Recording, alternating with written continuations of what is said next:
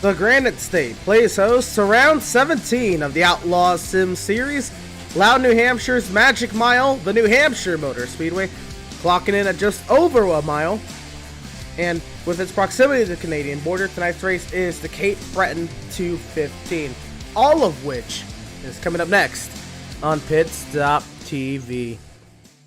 Good evening all, and welcome to the virtual New Hampshire Motor Speedway.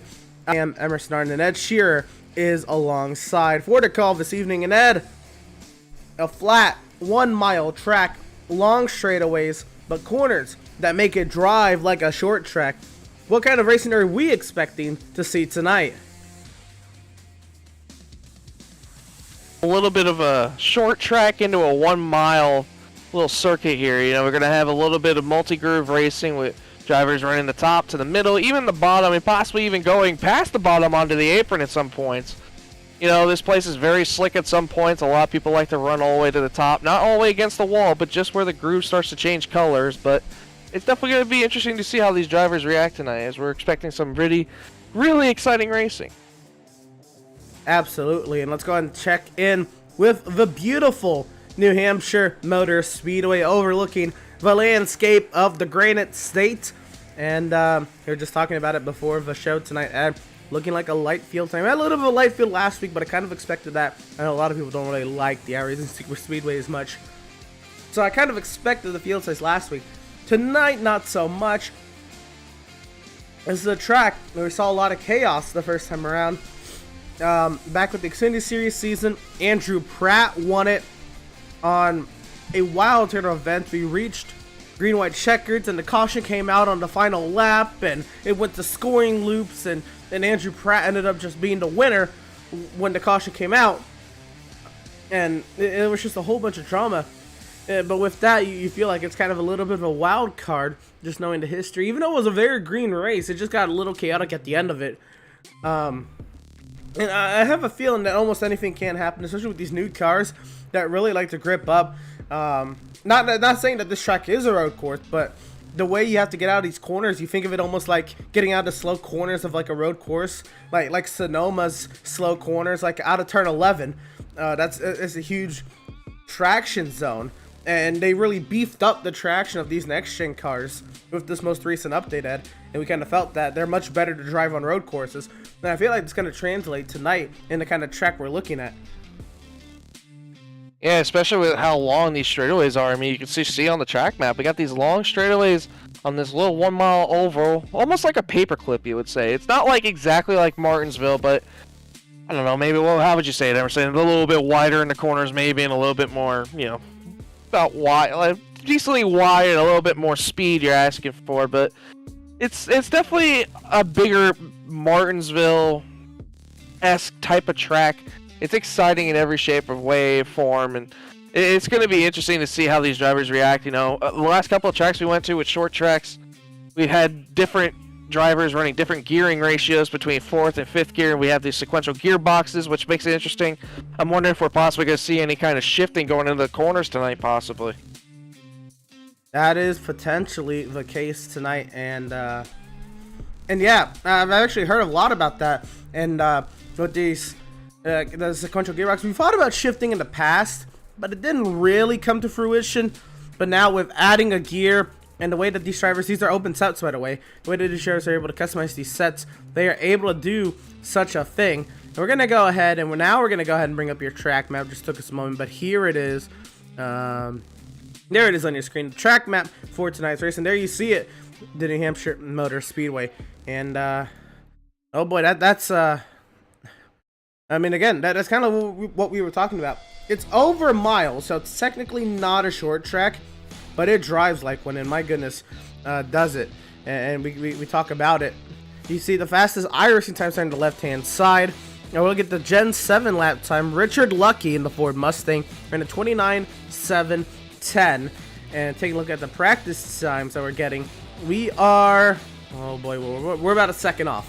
But nonetheless, they are moving around here. These straightaways are getting up towards 150, maybe 160 at the end of these straightaways. Yeah, I definitely see some high speeds going down to these corners, but the big thing to remember with New Hampshire, they always have that fancy weekend when they have NASCAR come here, New Hampshire Motor Speedway. They have also the Wheel and Tour Modifieds, which brings a really great showing here. You know, I'm very fond of watching them here. When I was little, I used to come to New Hampshire Speedway and watch a lot of the NASCAR races, and these Wheel and Tour Modifieds will put on a show, I believe, what was it, Friday or Saturday before the race on Sunday. So they put on exciting races, but, you know, watching how back in the day these cars used to handle around this track, I was here for when Kurt Busch got his win at New Hampshire when it was in the 2-car. It was a rained out race, but you know how those car tomorrow would react here with those high horsepower, you know, going into the turns and almost loose. But these cars are a lot more different than what we had back in the day. These are heavier, higher horsepower cars. These things are heavy, and their handling is going to be drastically different from what we've seen in the past. Absolutely, and well, we got some news coming into today's race that Seth Berger is not going to make tonight's show, and that's too bad. He's on a hot streak, by the way, in another league. He has absolutely won everything over there. But coming into tonight, you see the point standings. It's really tight right now, where Max only has an 8-point lead over Seth Berger, but obviously that's going to grow. Max is looking to get out of here with a great points cushion over the rest of the field, Ed, but you see it really gets tight. Deeper down on the point standings, 6th, you see James Gale. He's 209 points back in Max Service, but that's where it starts to tighten up. Jacob Reeves in 7th, 226 back. Adrian Schumacher in 8th, 228 back. And Scott Bailey in 9th, 233 back. Zoltan Herzog is still around there. He's 10th, 241 points back, but that's second half of the point standings. That cut line right around 16th. That's been shifting a lot because of Kazi and Holt dropping down through the running order. Now we're going to start to get a clear picture on that cut line, Ed. Yeah, I've been looking at these first 4 drivers in 11 through 14 between Adam Gardner, Doug Solms, Derek McMurtry, and Brad Bothwell. These guys have all shown up for the last coming weeks, but just not have had the runs that they expected. You know, these guys need to try to find a little bit sort of momentum getting in as we're getting closer and closer to the playoffs. We got about 20 races left in the season, so it's getting dicey and kind of feisty out there. You know, everyone's fighting for positions and stage points recently with the stages. I mean, last week at iRacing Super Speedway, it was nuts when we got to the end of the stages. People were pretty much risking it, just about to wreck each other just for the stage points. So we're getting to that kind of the point where these drivers are willing to risk it for anything in the stages. You know, you got Andrew St. Cyr 15th. He's had not the kind of showing he's been having the last couple weeks. I don't believe he showed up last week. And we got Devin Smith in the 95, who I see on track currently. 377 points back in 16th, with Matt Rogers in the 96 and 17, 396 back. And then, like you mentioned, a couple of no-showers that we haven't had recently with Joseph Causey, Greg Holt. Robert Giannini's been back and forth, and I'm not sure if he's here tonight. I don't see him in the charts, so I don't think he's here either tonight. So we got a lot of shifts and changes happening in this points. Yeah, absolutely, and it's still going to continue to change as we get to the meat and potatoes of the schedule. Well, let's go ahead and look at our schedule that we've gone through so far. We've gone through that whole left column, and we're now starting to really dig into this middle column, Martinsville IRP. Some great short tracks to get things off. And if you're looking more to see what tonight's going to be like, you're going to look more towards how Martinsville and IRP went. Even though Texas was great for Seth Fitzpatrick, the iRacing Super Speedway, unfortunately, we weren't able to cover that finish visually, but I can tell you it was a photo finish, and Jeremiah Stutzman getting his first win on the season was monumental for him, and I'm sure it's going to put a lot of momentum in his back pocket heading into tonight. Loud New Hampshire's the Magic Mile here at the New Hampshire Motor Speedway. That's a long one.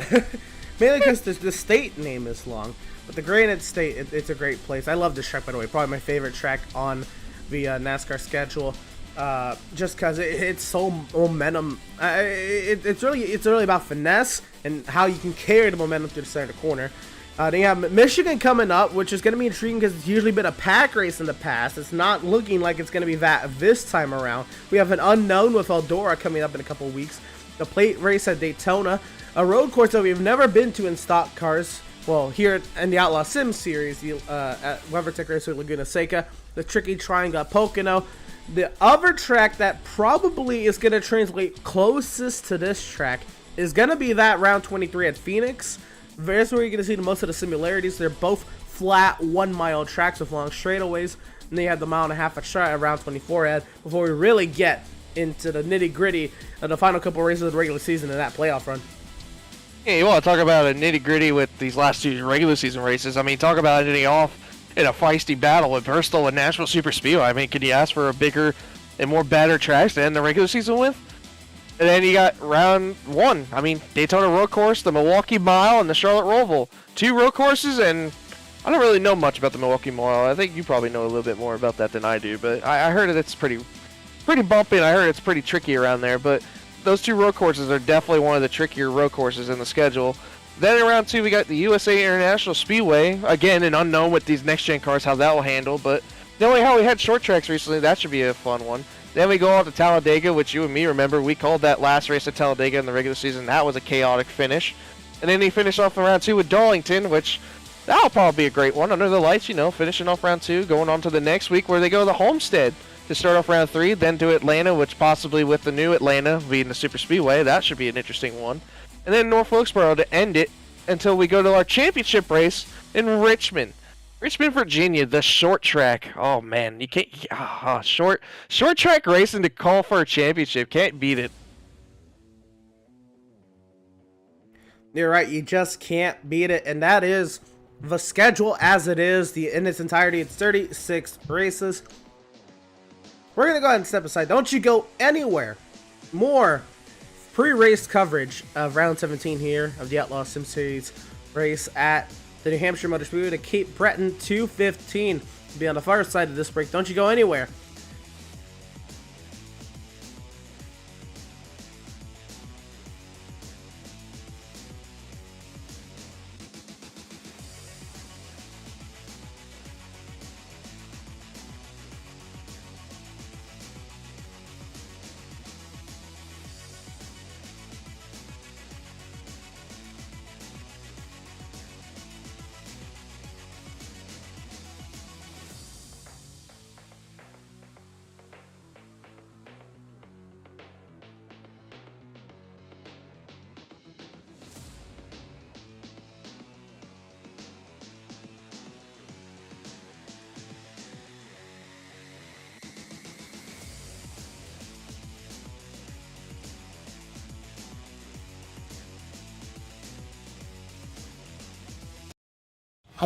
Have you found yourself trying to hide your joy because you're unhappy with your teeth? Your smile is the first feature noticed in an interview, on a date, or in family photos. We want you to be able to shine bright as your best self, and our teeth whitening system is the perfect step toward restoring your confidence.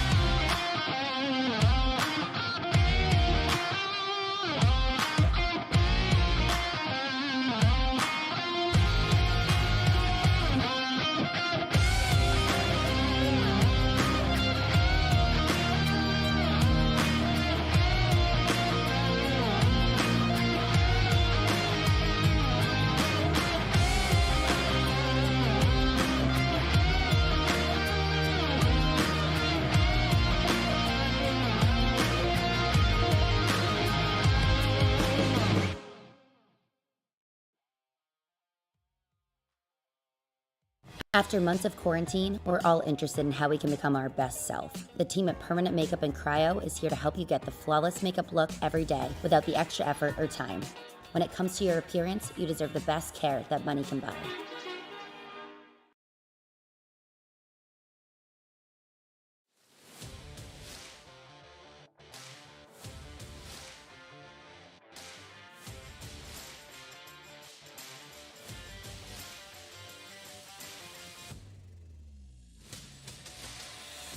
Welcome, race fans, back to the virtual New Hampshire Motor Speedway.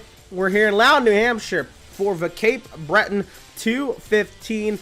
And Ed, it's a great night. I'm glad to have you alongside this evening. And, well, let's get right down to it. Let's go and take a look at the practice charts. My apologies. There they are. Daniel Molnix has gone top of the charts. Well, he's been there for actually quite a bit. And again, we've seen him up there a couple times before. He's still kind of searching for that elusive first win. But the more he puts himself up here, the more he gives himself that opportunity. What are we looking at here? Seeing a Daniel Molnix at the top of the charts. Or maybe who else you have your eye on here as we look at the 20 drivers out there? You know, I'm not surprised to see Daniel Molnix. You know, the last time we talked to him, I believe, was last week at RC Super Speedway, where he said, he felt pretty confident going into New Hampshire. You know, he had a setup that he felt like was worthy of possibly even getting a win out here. So he definitely even mentioned that he liked these short tracks. So it's not surprising to see him out there. But how about our points leader? Going for a little bit of a fight. I've been seeing him out there the most, to be honest. He's been putting down a decent amount of laps right now. He's been about out there for, what is this now? According to my sheet, it says he's out there for about 57 laps now. So he's definitely getting some time in there. He's definitely the one person I've been watching that's been making the better ground on drivers on corner exit out of more people I've seen. So it's going to be interesting to watch how Max Service handles this track tonight. Certainly. And now we're looking at this, and he's actually not doing too bad there on the practice shirts. I want to see, and we do have the opportunity to talk to him. So I do want to kind of bring up driver of the number 12, Andrew St. Cyr. Again, Andrew, you threw money behind this race, and you're calling it the Cape Breton 215, which I understand is the island in Nova Scotia that you're on. But tell us more on why you just kind of decided to do that, and what this race means to you. Well, it was just really honestly to support the leagues and help Adam out with the just the cost throughout the season, and I get a lot of enjoyment running the league, and any way I can help, I'd like to. So just had to come up with a name. So thought about the Cape Breton 215, which is where I guess where we live, and yeah, so that's pretty well it. It's and it's essentially, this is our home track, so this will be the closest track to where we live. Hence why the sponsorship. So well, it is true that they do have the Canadian National Anthem played at this track. I imagine there's a couple others that do that as well, but the one I can think of, I guess, other than New Hampshire, is Watkins Glen. So I guess it makes sense, and I guess y'all are way out there on the east side of Canada, so this is, I guess, that makes sense. This is pretty well. This is pretty well as easy as you can get it, other than Newfoundland. So. Yeah, and actually the ferry from here is how you get to Newfoundland, so yeah. So anyway. I then ask, have you been to this place? What do you think of it? And what does New Hampshire mean to you? Never been there. It's never worked out, honestly, with the schedule when the races have happened around summer vacations and so on, and Max being in school and stuff. So I don't know, one of these years I'd love to get there. Obviously it's on the bucket list for sure. So well, let's shift our focus to the race at hand tonight. You are right now seventh on the practice charts. Oh no, and that's gonna be a big hit. It's all good. But you're looking pretty competitive tonight. How do you feel about your chances?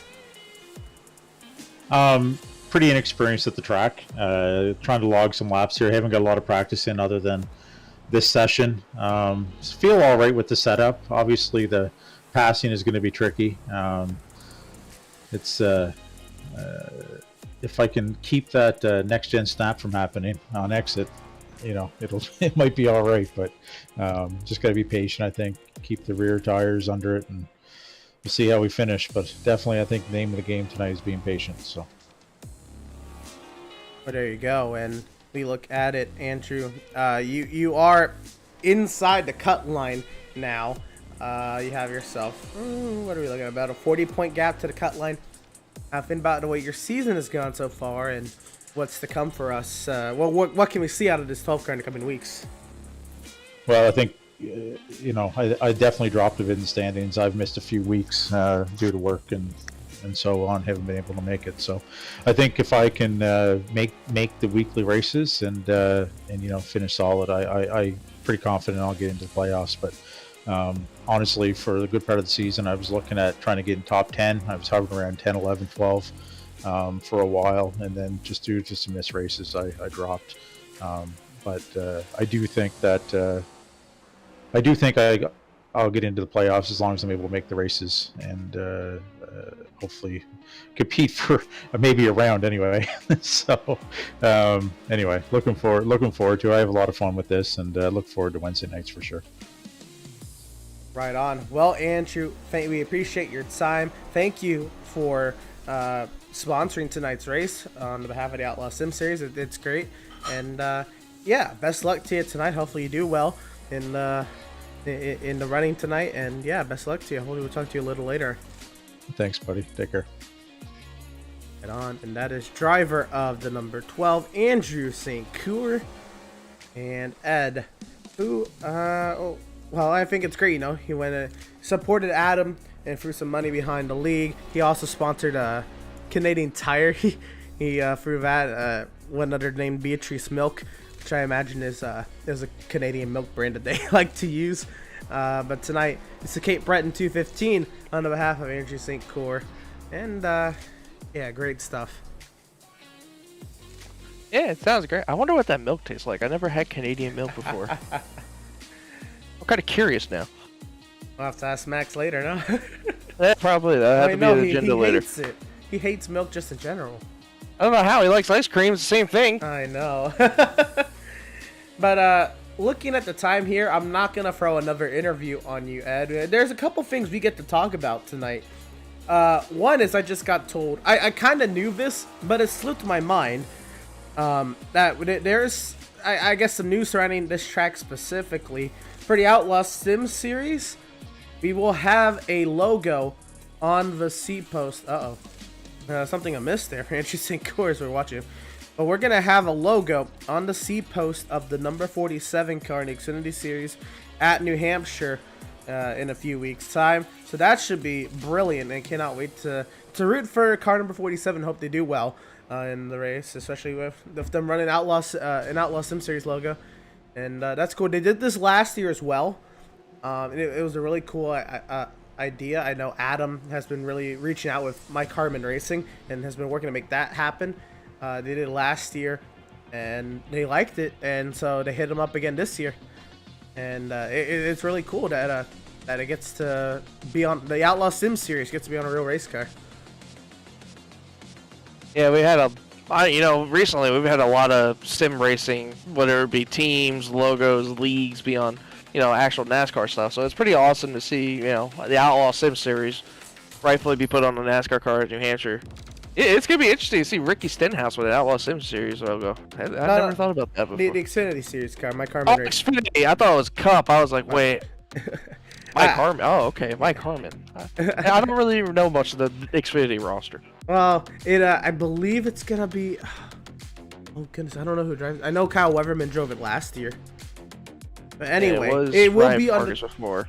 It will be on the number 47 Xfinity Series car when they come to New Hampshire. Another part that's going to be new to us, Ed, is new to the channel, and new to a lot of people on iRacing, is, let's see if I can find it here, is this, Ed. We are going to be having the restart zone in effect tonight and through the rest of the season as long as it's an option at tracks. So it's going to be really intriguing. We've never seen it before in a league race setting. iRacing has patched it. I know there was a lot of issues last week, but I'm very excited to see what kind of restarts we're going to get on. More controlled restarts, a little less work on race control, control 10, and more iRacing policing these drivers in the restart zone. It's a big restart zone, Ed. Yeah, it really is, one of the wider, more restart zones too. It's interesting to see, and plus how sketchy we've seen restarts be in the past, Emerson. I mean, you have the entitlement of possibly some wheel spin or somebody misses a gear in front of you and all that kind of stuff. But especially now with the more strict that iRacing made it now with the update with the the line restarts and everything. So it's going to be interesting to see how, what games are kind of played. Like if people go late, if you can go early in that box, you can go right in the middle. It's going to be interesting to see though. Well, check this out. This is somebody we haven't seen in the series in a little bit.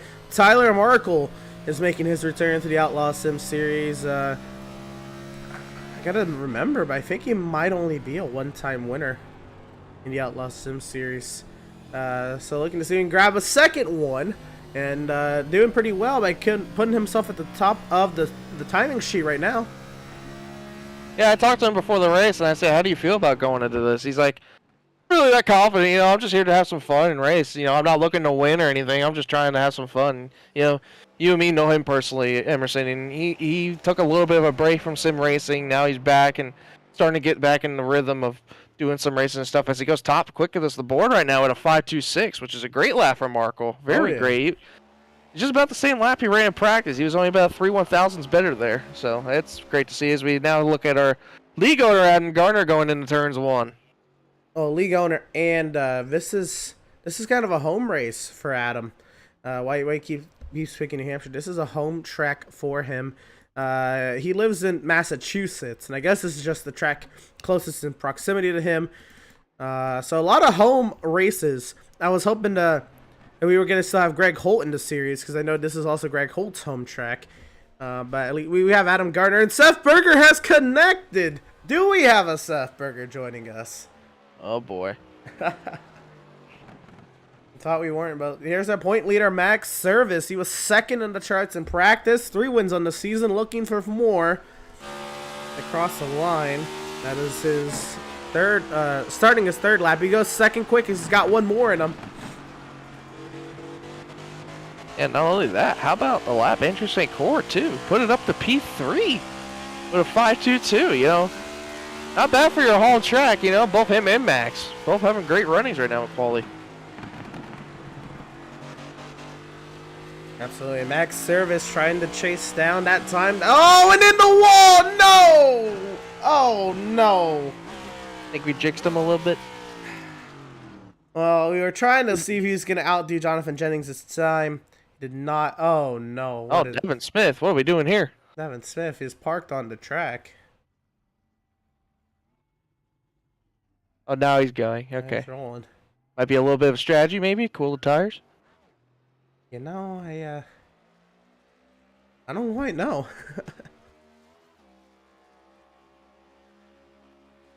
And that rear end is damaged, so I don't quite know that. We'll go and look at Jeremiah Stutzman, last week's winner in that number 71 Auto Trader Pennzoil machine. And very exciting last week's winner. I mean, the man played the strategy right. We kept watching him, pitting for gas, and talk about not needing the strategy. Talk about just needing the tip of your nose just to barely get the win. It was really close. It was 1/100th of a second that Jeremiah Stutzman won by. Unfortunately, not able to broadcast that one, but he barely edged out. I believe it was Jonathan Jennings or Seth Fitzpatrick. My apologies. There at the end of the Irish Super Speedway race. Evan Smith will put it 6th quickest besides all the damage he has. We watch Stutzman as he rounds this track and starts to see what he can do with that number 71 machine. And Stutzman ran a 5.88 in practice, which right now that would put him up to about 5th or 4th position. So, I mean, he's about 2/10 off the pace right now. Let's see if he picks up more, and I believe this is his second lap coming to the line. Let's see. Yeah, about close for 5.74. Definitely picked up a lot there. That moves him up to P5 currently right now. But one thing I want to notice, how much... I wonder if it neutrals out in the third lap. I couldn't really make it out if people are improving or not on their third lap here. Let's see if he's coming down the next straightaway here. On his third lap. He did? Okay, I was curious about that one.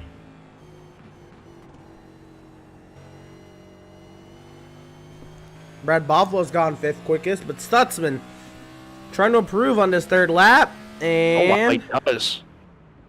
He does, yep. Puts him 3rd. A 5.04. Or 5.05, excuse me. Oh, Oh, here's this a is gonna good make me looking car. hungry. Yeah, this is gonna make me hungry. Daniel Molnick's Firehouse Subs machine. Never had Firehouse subs. Oh, they're amazing. Definitely one of the better sandwich shops that I can think of. Yeah, I don't think we have one up here by me. I'm not sure though, but I'll have to get looking on that. It's interesting to see the kind of paint scheme. What is that? Like bricks? Well, Yeah, I think it's bricks. the bricks of a firehouse. Interesting. Oh, okay. Oh, The wall. Well, the bricks are kind of torn up now. Molnick still gets added. I wondered if it even lit up on his screen as a 0x or he's just running it. But to the line, Daniel Molnick's does not improve. And that will be that.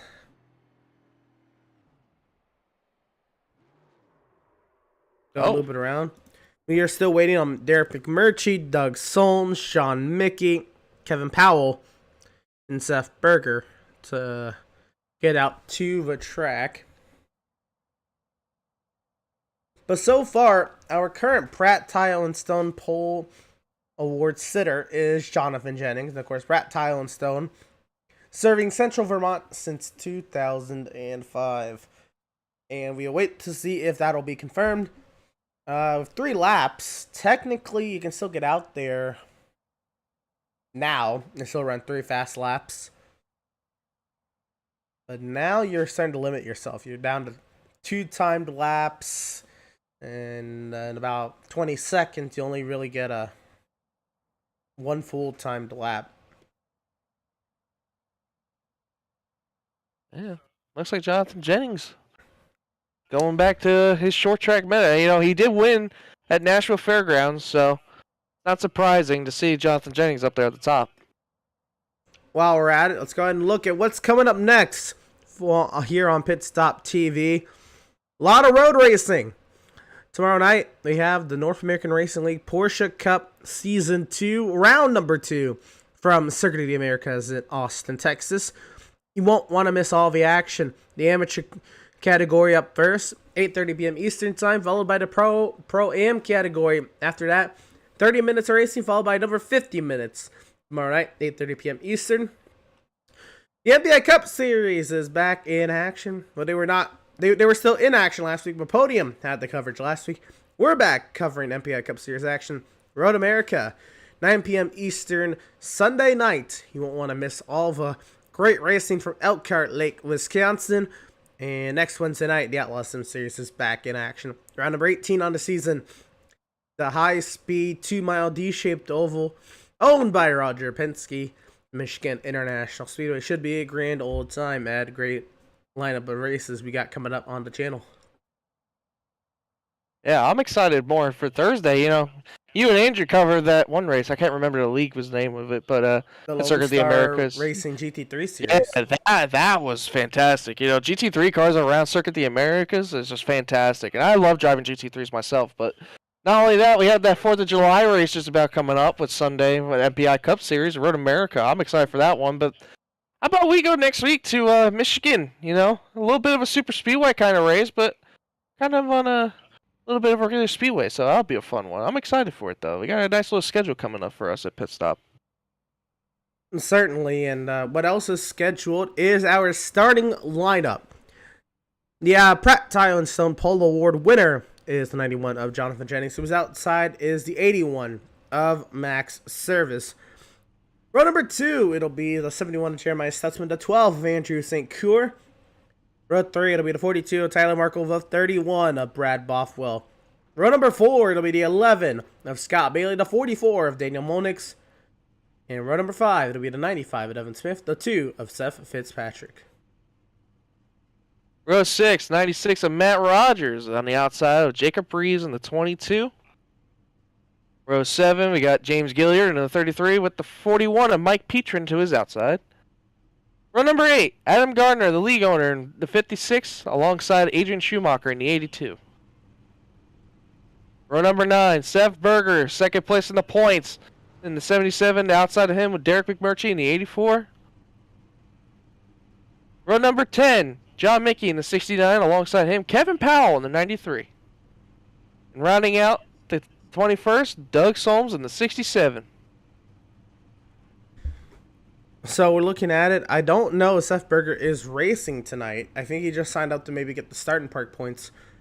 What I do know is we have two not breaks, but stages tonight. The top 10 will be awarded stage points at the completion of lap 43 and 97. And I will double check that as well. But while I'm double checking that, let's take a look at the weather for tonight's race. And Ed, look at 9 degrees track temp. It's not that hot out there. Pretty decent and raceable for these drivers. Air temp 72, winds very calm, only 2 miles an hour out of the north. And you know, that hot temp, it's kind of, you know, decently hot enough. It might be a little slick on the starts and on entry, so I have to watch to see if these drivers might have a little bit of handling issues on the start. We'll see what happens though. And I can confirm the stages will be at 43 and 97, top 10, regardless of flags session state, will get awarded stage points. And as far as the restart zone works, the initial start was on the starter. So when the starter waves the green flag, that is when these drivers will go green. So here we go. We'll get to see it. The iRacing.com, safety vehicle in the safety of pit lane. We are racing from Loudon, New Hampshire.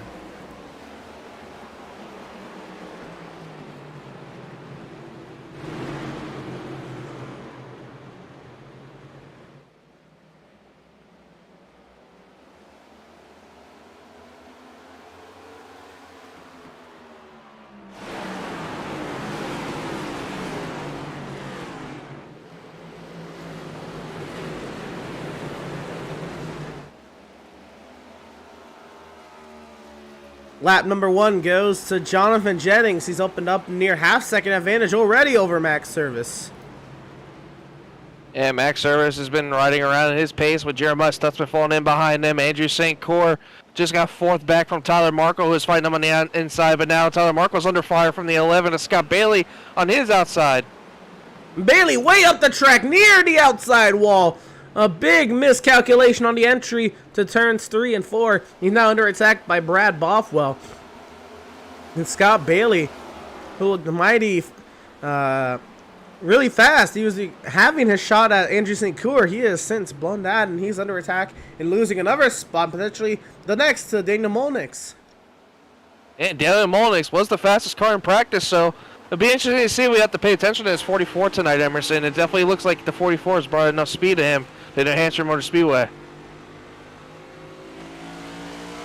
And looks like Seth Berger did start the race, and there might be a start and park for the 77. Oh? Change the tires? Yeah, and it was just a start and park for Seth Berger. So that'll do it for the point leader. He did make sure he got his points to start tonight's race. And, oh no, Daniel Molnix has had an issue. Oh yeah, very off the pace. Maybe he had some contact with the wall after turn 1. Oh! Well, we're going to go ahead and find out. What happened. We're going to find out right here. I think this happens as a result of the 11 of Scott Bailey makes a little contact with Tyler Markle, gets bumped by Brad Bothwell, and Molnix goes around behind. Yeah, it looks like just a stack up all the way around. Looks like the 2 wasn't ready for the checkup and just barely made contact with the 44, sending him into the grass. But we stay green, so we continue on. And some drivers did not start the race there. Kevin Powell, I believe, one of those who did not start as well. One other driver also did not make the start. I believe John Mickey? Yes, John Mickey did not start the race either. So we're down to 18 drivers already. Your top 3, though. Jennings, Service, Stutzman, Andrew St. Cyr having a good showing there, and 4, Tyler Markle in his first start back in the Outlaws Sim Series in quite a few weeks. A couple months, actually, since Tyler Markle last ran the Outlaws Sim Series back in 5th. Yeah, having a great showing, you know.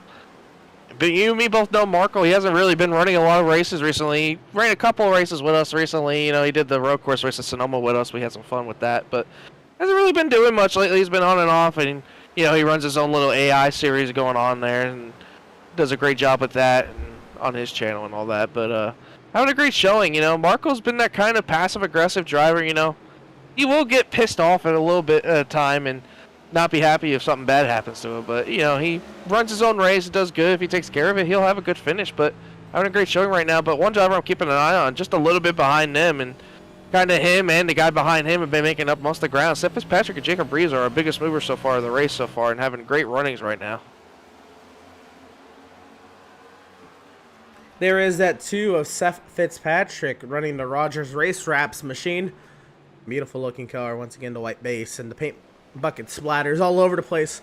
But a good looking car at that. And Seth Fitzpatrick's also been on a little bit of a tear. Correct me if I'm wrong, but not only, I mean, did he finish second last week? I can't remember exactly where he ended up. But he also won at Texas a couple weeks ago. So he's got himself great runs the past couple weeks. And he has. You know, Seth Fitzpatrick, I was saying, definitely one of those championship favorites to look out for. He's had some great runnings and, you know, got the win at Watkins Glen, had the win at Texas. If I remember right, I'm pretty sure he had a great running last week, too, at Irish Super Speedway. Just didn't get the win. But, you know, he was just there at the end. But I'm looking more to the front. Jeremiah Stutzman's starting to get all over the back end of the 81 of Max Service. He's been beating him a little bit more on entries than exit, but Max had a little bit of a better exit just now than Jeremiah, but the 71 just gets him on the entry. You see how much he closes up the gap. Oh, check this out, Ed. Look at what gear he's running. He's running 3rd gear all the way around. Well, that was one thing I was curious about, if we were going to see any of that kind of shifting, but it looks like, yeah, he just, wow. He's not even shifting. Well, that makes it a lot more easier.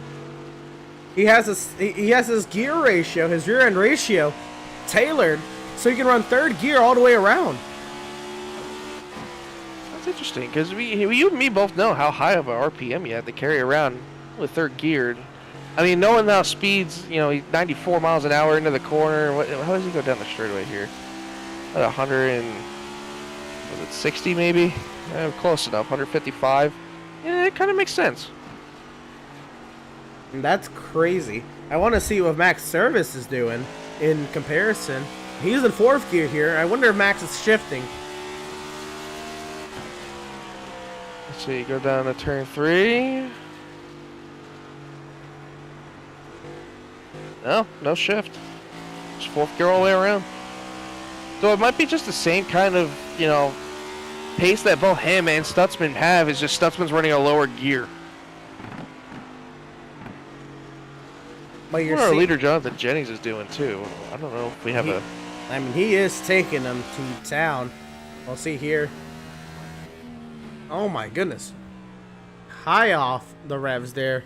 Entering the corner and yeah, everybody's running, looks like 1 gear setups. Let's see what St. Coeur is doing.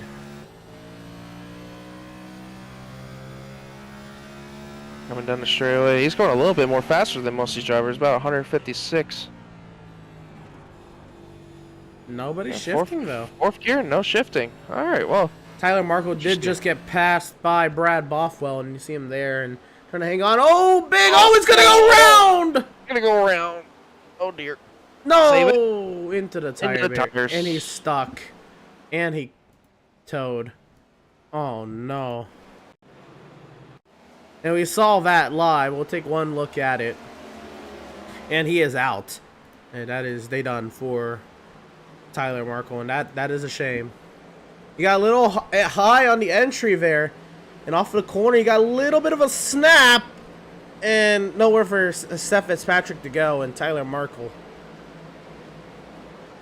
He got stuck there and quits.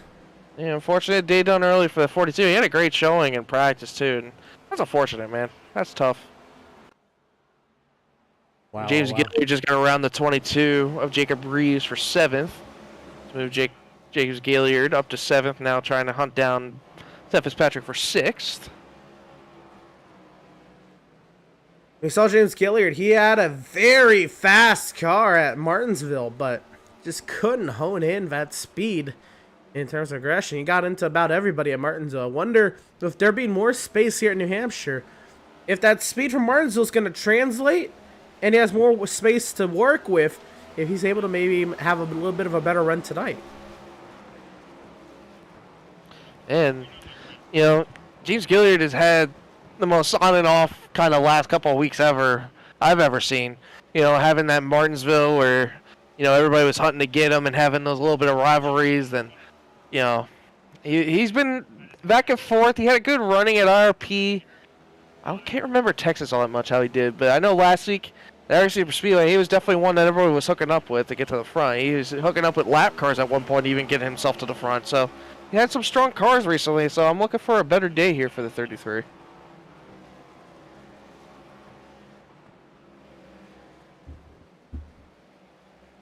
So while he continues to size up the two of Seth Fitzpatrick, Max Service, and Devin Smith has gone round. Looks like we got no caution. It's going to keep it going. And this looks like potentially a one-car incident, so we'll see what happened to Devin Smith.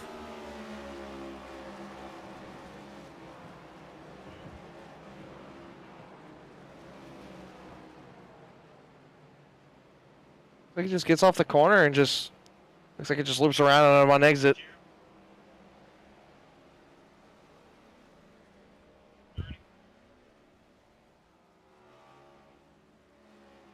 That's too bad.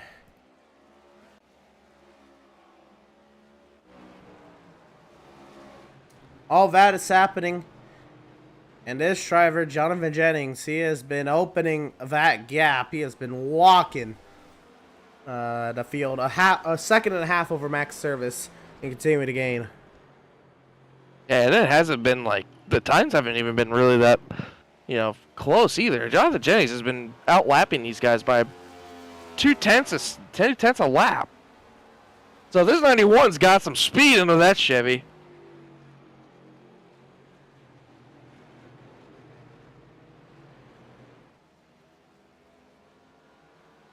Starting to get really tight here. Andrew St. Coeur under pressure from Brad Bothwell. Let's see what happens. Yeah, Andrew St. Coeur had a good run. Started fourth tonight. Having a good showing. Looks like Brad Bothwell's going to try to carry as much momentum on the bottom groove. Try to work it up to get the run on the exit. He's been eating them away a little bit. I can see Brad Bothwell having a faster pace. He's going to peek to the inside, showing him that he wants position, but it doesn't look like Andrew's going to bite on it. He's going to send it in there. Some contact. Oh, baby. No showing, hey, I'm kind of a little bit faster than you. Can you let me go? And these bad boys, they got fenders. You can do that. Yeah, these things, they don't get roughed up as hard as they used to back in the day. You know, these things new can take damage a beating. model? They could take a beating. Oh, you know it. So, Bothwell and St. Coeur getting a little physical for that fourth position. So here we go again. Bothwell slid the entry. Bothwell's really pushing hard on this set of tires. I don't know if this is the better run for him or if he just really wants to get going and thinks he's faster. I don't know. That last time by, Andrew St. Coeur was faster by a little bit more than Brad Bothwell. So, I don't know. Maybe Brad's just got to go back to his patience where he's been arcing that bottom and getting a run off on the exit on the top. He's been making a lot of ground on that. But James Gilliard behind them just got by Seth Fitzpatrick for 6 and now is pulled away by a little bit, starting to run these two down. So the 33 is showing up a little bit here as both the 31 and 33 are teammates. So looks like these B&G boys brought a good setup tonight. Looks like they're doing pretty good for themselves. These boys are going to work. Schumacher and Molnix. And Molnix had that spin earlier and had to recover a little bit. Looks like he's slowly but surely starting to work his way back up from the front. Started around 8th place, now working 12th. Getting by Adrian Schumacher here on the bottom. I don't know if he's going to actually clear. Oh, he does clear him. Okay, good run for the 44 there. You know, that's what I was pointing out in pre-race too. You know, you can make any kind of lane work in this situation. You can run all the way past bottom that yellow line like we've seen in the real races. But I don't think a lot of these drivers are going to go for that, as right now I see majority mainly either sticking up to the top where the residents kind of faded out to the top or running the bottom to where that works out too. Like Daniel Molnix here is going to work it down just a little bit, just on that first seam, just above it. And Adrian Schumacher behind him just kind of has an arcing third to second groove. But it looks like Molnix's car is hooking up better on that second groove. So Molnix is starting to slowly but surely work his way back up to the front, Emerson. He does attempt to do that. What has gone on here? It's kind of like the... Well, Right now, Matt Rogers is having to go at league owner Adam Gardner. Move out of Last Chance Racing. Adam Gardner's up 5 spots from where he started, so a good run so far for the 56. And this is what I was fearing. Gilliard's going to get by Bothwell here. Yeah, I think that might have been just Bothwell giving it to him, because Bothwell, I think, is starting to fade off a little bit after that contact with the 12. Maybe burned up his stuff a little bit more than he had to. But let's see if Gilliard can run down possibly the 12 Andrew St. Cyr, who's been having a pretty nice day so far, as we're just about 28 laps in. Remember, stage 1 will be scored at the completion of lap 43. So that is still on the line for these drivers. Max Service has opened up his large gap over Jeremiah Stutzman.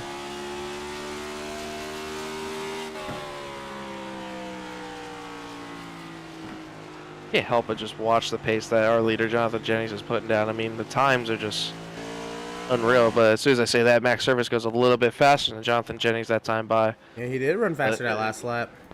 And I think he's starting to figure out where he needs to be. You know, he's starting to move up a little bit, as we saw. He went out of the groove just about 1 to 2. It has a little bit of a diamond. Let's see what he does here in 3-4, if he does that same kind of little pasture groove that he runs up. He goes up just above the cushion here. Yeah, there he goes. He runs up above the cushion, diamonds it off the corner.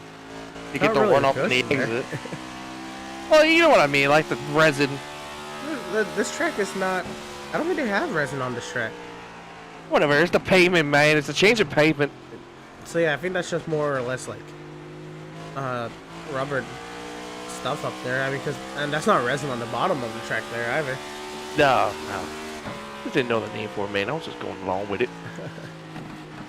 Yeah, no, Except as Patrick's under fire right now from Jacob Reeves. So Jacob was just about all over the back of him on the exit too. Oh, look at this end. Reeves to the inside, trying to roll that center. Fitzpatrick on the outside. He'll hold station. I was going to say, because this would be interesting if Jacob Reeves could have made that pass on the bottom, because then I'm used to seeing that top working better off than the bottom, so that's pretty interesting to see. Ooh, did somebody just hit the wall behind him? It sounded like Scott Bailey might have went up above the seam there and ran into the fence, I think, again.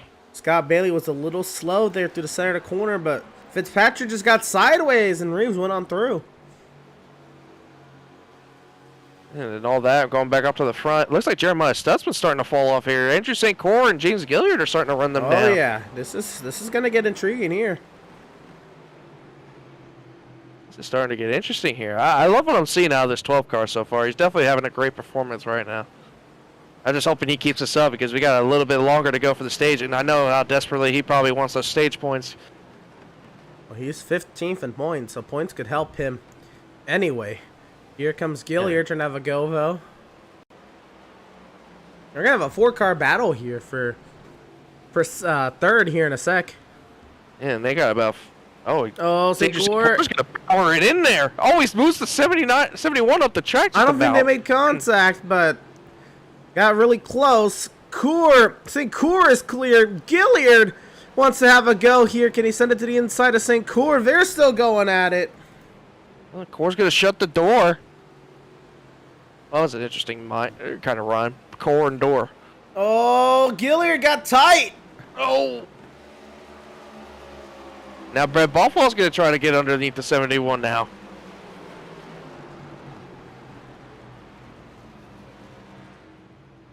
Bothwell, he is cleared, and how Stutzman's race has turned around. He's gone from 3rd to 6th in a short span of time.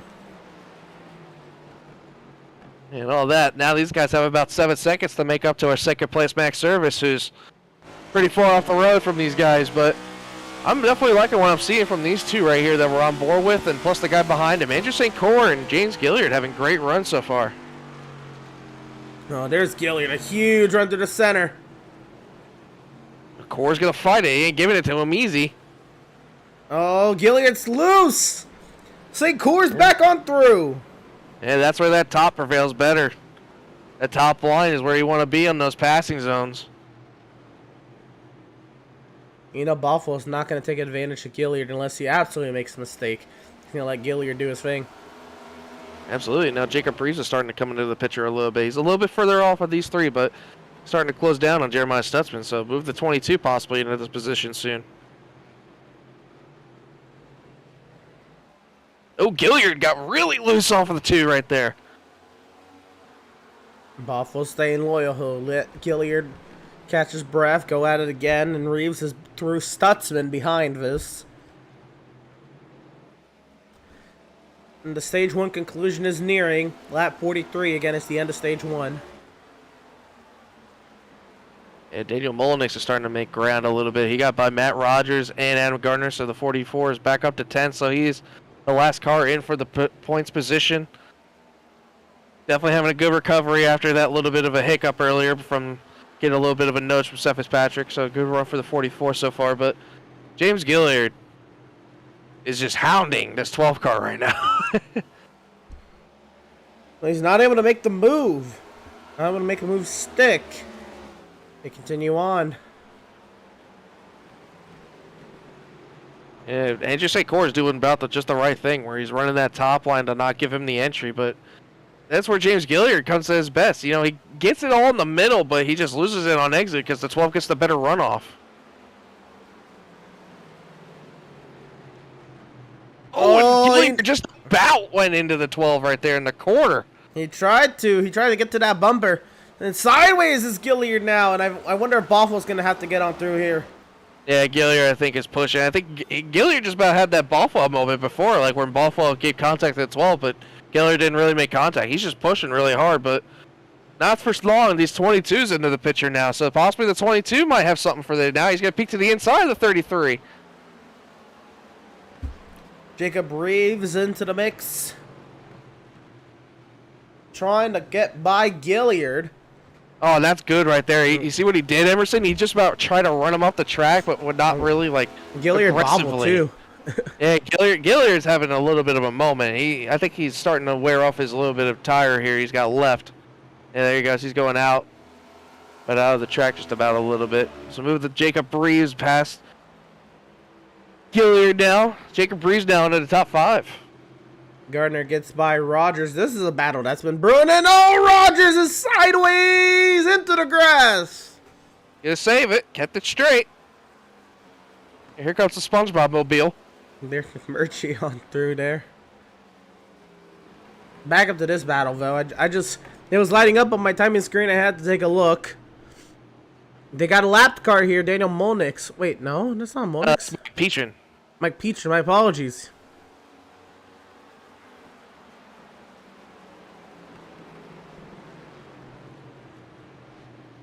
And Reeves really sizing up Buffalo.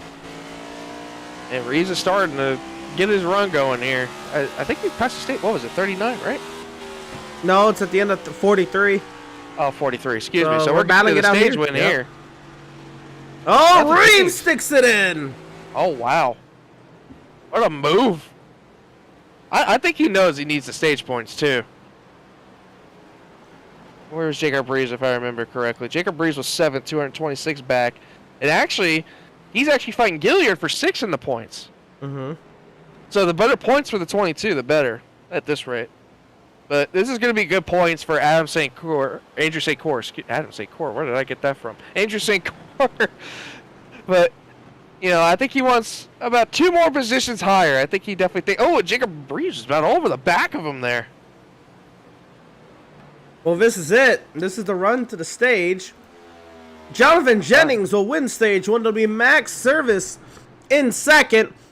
In a battle for 3rd will go the way of Andrew St. Core, Jacob Reeves, Brad Buffalo, James Gilliard 6th. Oh, and it's Fitzpatrick. And he'll be 7th. Stutzman 8th. Bailey 9th. And Daniel Molnix to round out the top 10.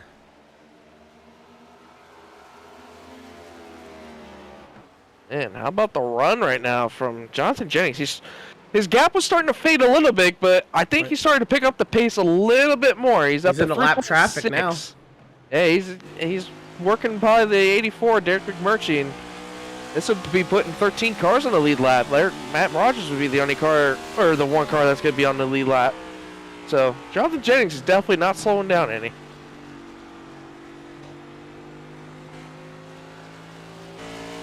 So if I believe the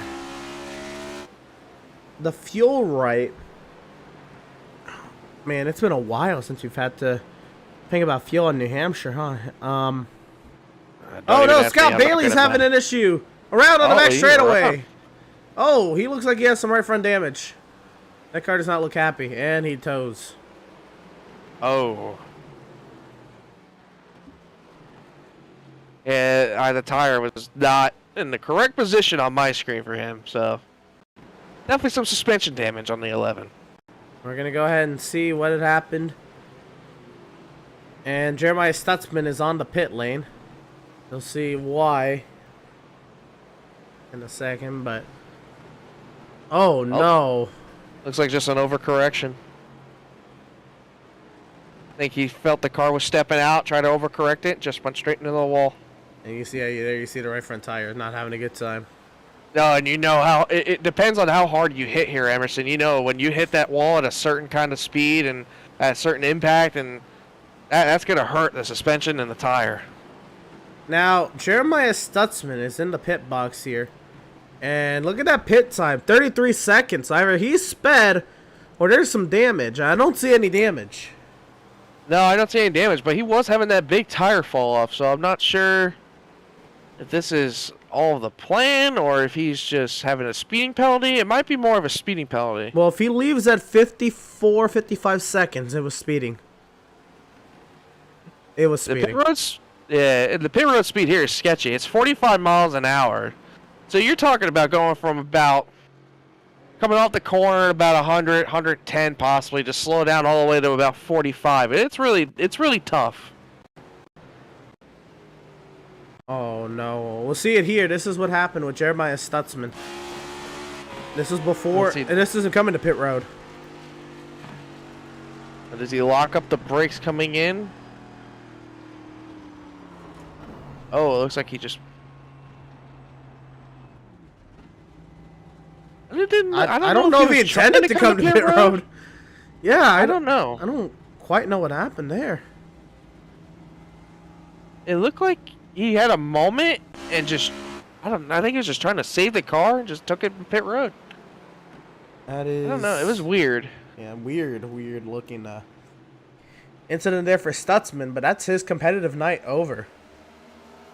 Unless, well, I guess it's not over, but it's going to be a while before you can get back on the lead lap and a lot of yellows.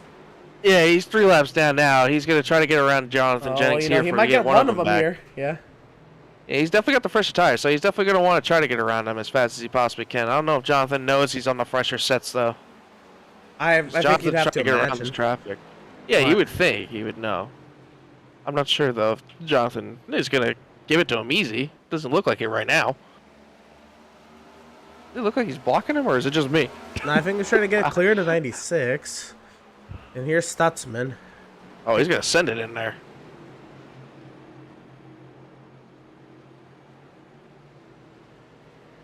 Jacob Reeves has gotten by Andrew St. Coeur.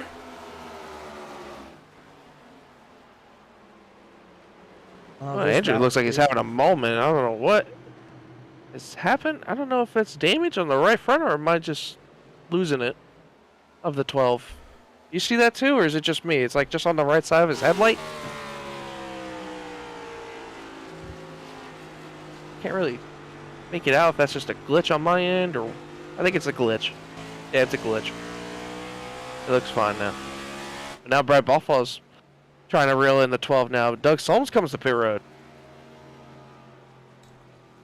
This is not the fuel window that I imagined. No, he was a lap down too, so he might be just early stop for him, possibly to maybe try and get one of his laps back. I mean, he's going to go 2 down now. Jonathan Jennings is really picking off this field. We got 8 cars on the lead lap now. So what I was trying to say about the fuel loads, and you're right, Jonathan Jennings, he's absolutely on it. Is, if I remember right, we're thinking about 80 laps or so on fuel. Like, similar to Phoenix as well. You're thinking about 70, 80 laps on fuel.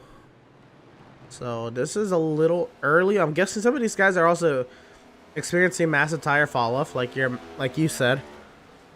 And they're just coming in early. And if you're pitting. pitting here, you're asking about, I don't know, maybe like a 4-stop, just about. Yeah, I'd imagine you pit at 100, 110. Then 160. No, you can 3-stop it, maybe. Make it 3. Yeah, you can make it 3, but I don't know if you want to go about past 60, 70 laps on tires, unless you really feel that good about it. You got to think, you don't ever want to go the max distance on tires because your pace falls off tremendously. But, I mean, it all depends on how comfortable you feel. It's all the driver comfortability. That's why we've seen in real life, we got people that shortstop it. They plan it ahead to possibly even extend the stops or even go by cautions. But I don't know.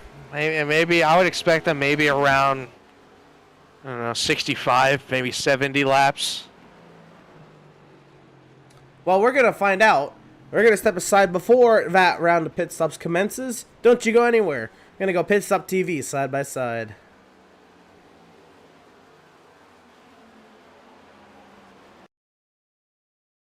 Have you found yourself trying to hide your joy because you're unhappy with your teeth? Your smile is the first feature noticed in an interview, on a date, or in family photos. We want you to be able to shine bright as your best self, and our teeth whitening system is the perfect step toward restoring your confidence.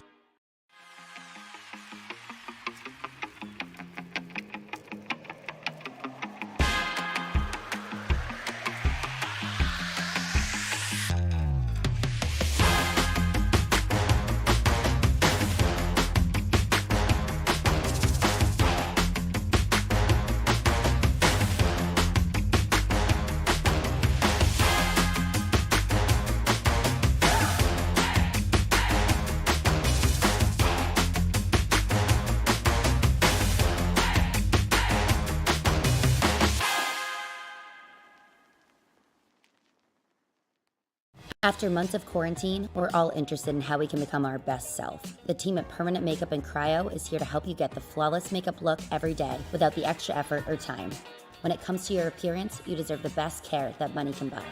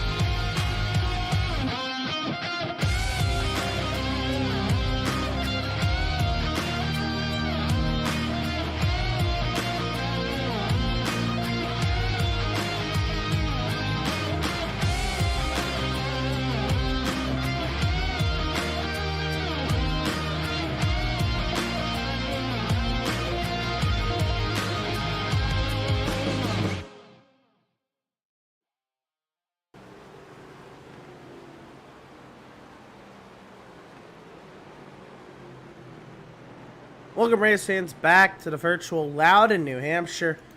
It's all been Jonathan Jennings so far tonight.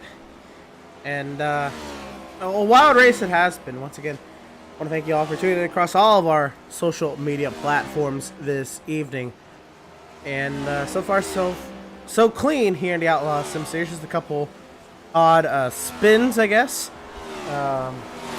Couple incidents that required a couple cars, but other than that, not really anything resulting in a yellow. And yeah, pretty clean going so far here at the New Hampshire Motor Speedway. Once again, I want to give a shout out to Ed joining me on the call this evening. I am Emerson Arden, and yeah, if you want to join our crew, go ahead and send Andrew an email there at andrew@pitstoptv.com. Jonathan Jennings now has a 3.1 second advantage over Max Service, and we'll make that 15 seconds over third and a lap over eighth.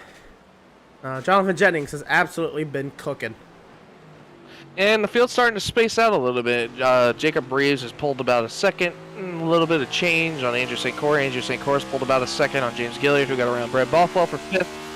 And Seth Fitzpatrick is now the last car in the lead lap at 7th, as the leader Jonathan Jennings has put him, Daniel Molnick's let down. Seth Fitzpatrick's on pit road right now. This might be a scheduled stop. There he is, Seth Fitzpatrick. We're about 10 laps shy of making this an easy 2-stop. So little. Oh, and he shot through the. He slid through the box. That's not going to help his case by any means. Also, Scott Bailey on the payload. Scott Bailey's been there. Never mind. Down and away.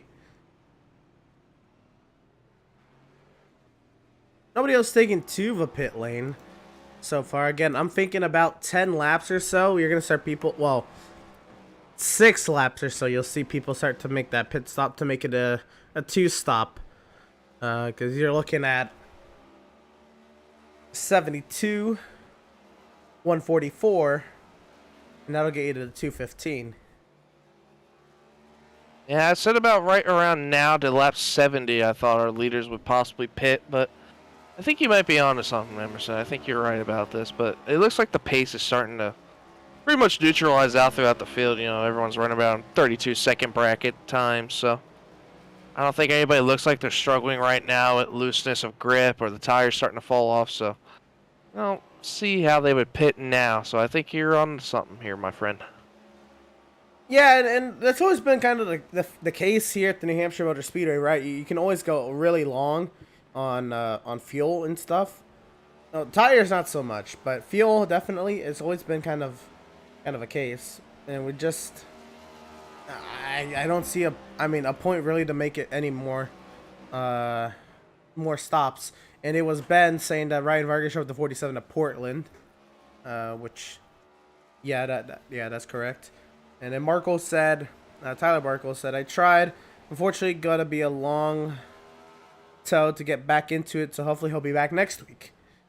And that's what Tyler Barkle has said out there in the chat. If you're out there, go ahead and drop in the comments who you're rooting for, who you're watching for, or what do you make of the show so far here at the Outlaws Sim Series, round 17 of 36. It's been a clean one. We're glad to see this though, because we had a pretty hectic beginning of the season, pretty caution-filled in the season. So I'm glad to see that we have gotten the clean racing that this Outlaw Sim Series has been used to. I mean, the series used to think 6 cautions was a lot of yellows. And so I'm glad that we're getting back to that kind of racing.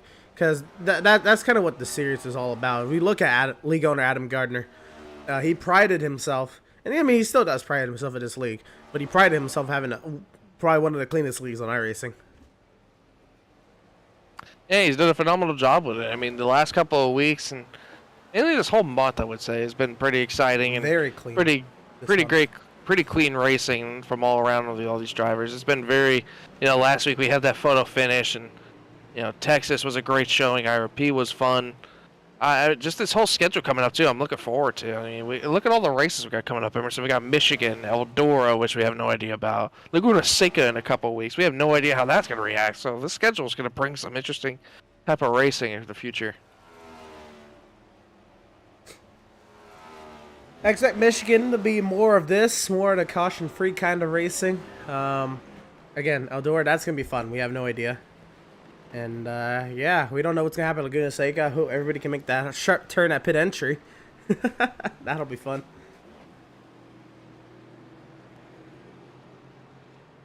Andrew St. Coeur, he's still hanging out there in 4th.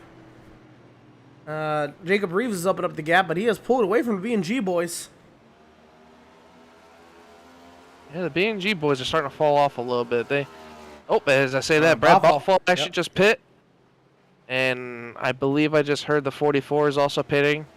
We're at that 1/3 mark, Ed. Yeah, this is it. This is where you about make it on a 3-stop. 2-stop. Is it 2-stop? Yeah, 72 and 144. Terrible at math. I can't really figure that out. Yeah, Molnix is in.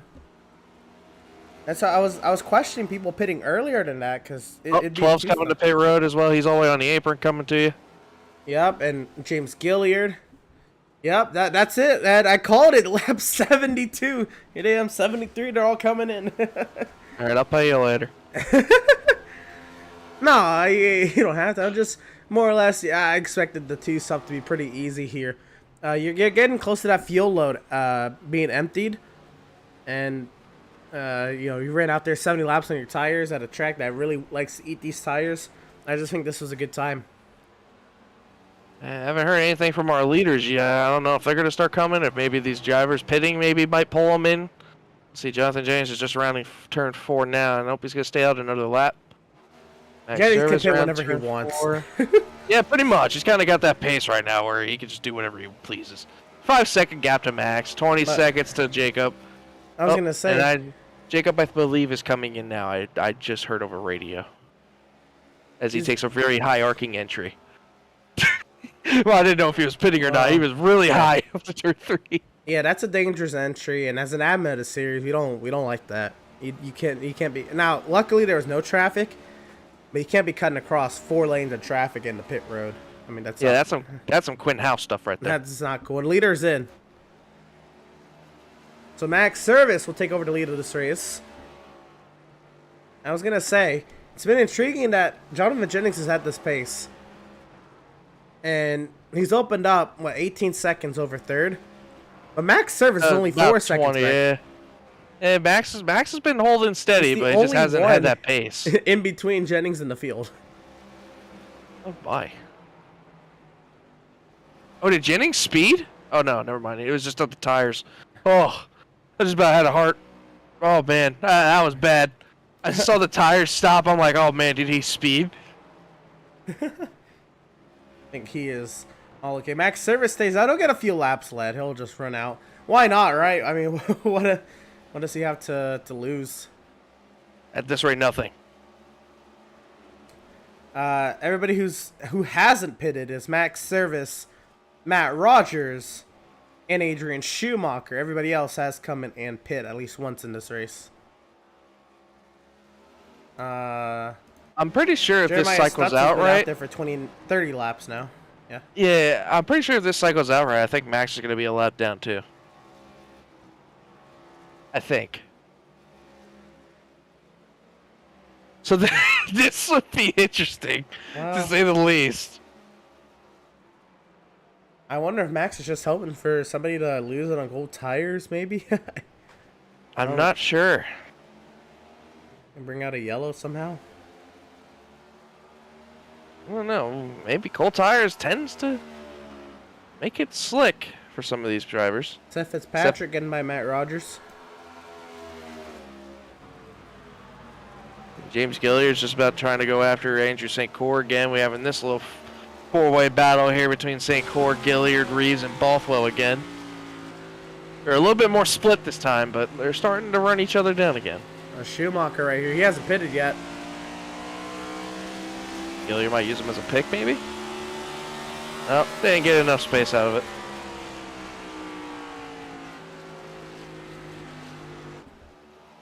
So I'm starting to see here, I'm thinking, if you run it dry, you can maybe get 85, maybe 90 laps on the tank of fuel. So you should see Max in sometime in the next 10. Daniel Mullenix just got around Doug Solms for 10th place. Nice pass there from the 44. Now James Gilliard's now looking underneath the 12 car of Andrew St. Cyr. Is he going to power it in there into turn 3 and 4? Oh, and St. Cyr ran him tight just about. They almost had a little bit of contact, but Gilliard might try the slide job. Maybe slide it up in front of the 12. Yeah, he's pretty clear.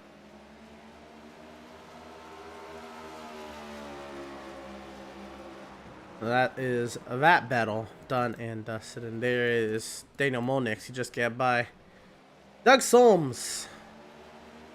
And again, I'm still waiting on those 3 cars to pit. Schumacher and 9th, Rogers. Oh, here comes Max. Oh, leader is in.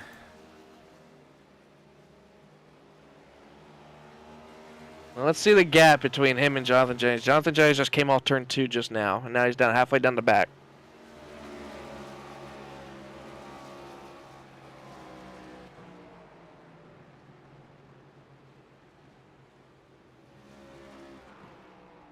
Oh, back slid him in. He overshot the box. He's going to lose some time there. Jennings just took the lead. I mean, he's going to be actually easily going to be half a lap down. And all that. Seth Fitzpatrick's back on the lead lap 2, I'm pretty sure, if I'm reading this right. Fitzpatrick the second.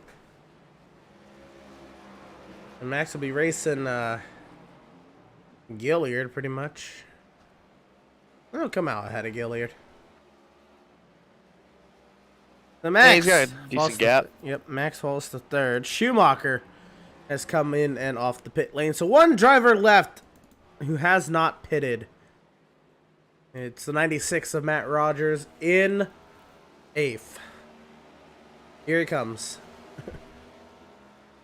Yeah, I think he was trying to play the caution bit as well. Unfortunately, it didn't work out that. But Jonathan Jennings back out front again.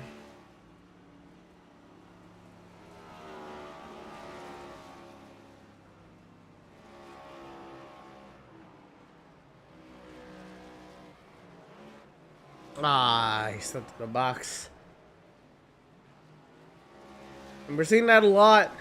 These are a lot of laps on these tires. Those front tires are not gripping up the way they want to in the box.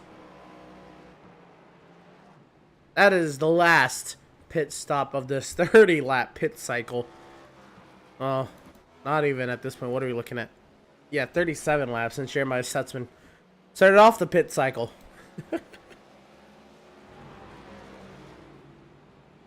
So what it's been for this 91 of Jonathan Jennings. It's been a wild race at that. And again, you can see it's wild for him. 77 laps led from the pole. It's been as low as second. That's it's just been the run it's been so far. The only other driver to lead laps is Max Service. Besides that, second place for the moment is Seth Fitzpatrick. He started 10th. He's been as low as 12th. Right now in the second position, though. A good run for Seth Fitzpatrick. And just behind him, running him down very fastly, as I should say, is Max Service. Just came off pit road with the freshest set of tires, so Max is starting to make his way out back forward, but it's about 2.2 seconds behind Max. James Gilliard, 33, having a great running. Started 13th. Hasn't had the couple of weeks he's had, came up just short at the Irish Superspeedway last week. Definitely wants to have a little bit of a redemption week this week, possibly try to get his first checkered flag and get a good win sticker underneath that 33's belt. And then just behind them, how about a great story, as you see a little bit of a battle going on between him and the 22. The 12, Andrew St. Cyr, having a great run. Started 4th, currently running 5th. It's been as high as 3rd and as low as 7th. So he hasn't really fallen too much off, and, definitely has been gaining little by little. But then just behind them, the 22, Jacob Reeves, started 12th, currently 6th. This man, I think, every week has had possibly the most, I want to say most positions gained after starting, as I've seen recently.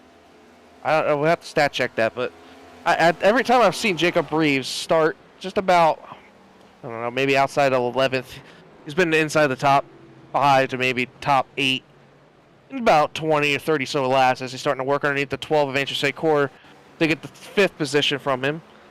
And just behind them, Brad Buffalo, who's the last car on the lead lap, in 7th. Started 6th. Been running mainly around 7th to 8th and 9th all day. Had a decent car in the beginning. Ran Andrew St. Cyr down. Had a little bit of contact. Ever since then, he's been pretty much fighting mid-pack, just about keeping the lap contained. Then just behind them, in 8th place, Daniel Molnix, who's the first car a lap down right now in the Firehouse Subs. Great paint scheme right there. Started 8th, currently 8th. Was expecting a little bit more out of him today. He was running fastest in practice, had the great lap times, and I thought this week would be the week that he shows he's ready to get the win sticker and get his first Outlaws Sim Series win, but looks like Jonathan Jennings has something else to say about that. But good running so far. Great top 10 run for Daniel Molnix. Just behind them, the Dodge Charger himself, Mr. Doug Solms. Great. In the 67 Moose scheme of the Dodge. Started 21st and having a great run. Running in 9th, a great top 10 showing for this 67 machine. In a pack! Boy, what we got going on here? And then just behind him in 10th is that Auto Trader Ford Mustang, last week's winner at Irish Superspeedway, Jeremiah Stutzman, in the top 10, rounding out that top 10. Started 3rd, currently 10th, and trying to fight his way through this wild pack right now. Baby. And that's a top 10. Good recap there, Ed. And it is all packed up here. Oh, goodness. Yeah, I'm out of breath out of that. And James Gilliard trying to sift through this pack. Adam Gardner, you see, trying to hang on there. Adam Gardner's up to 9th out of all that. Stutson's going to get around Solms, so Solms to 11th. And Gilliard's going to make contact. Shove Gardner up the track.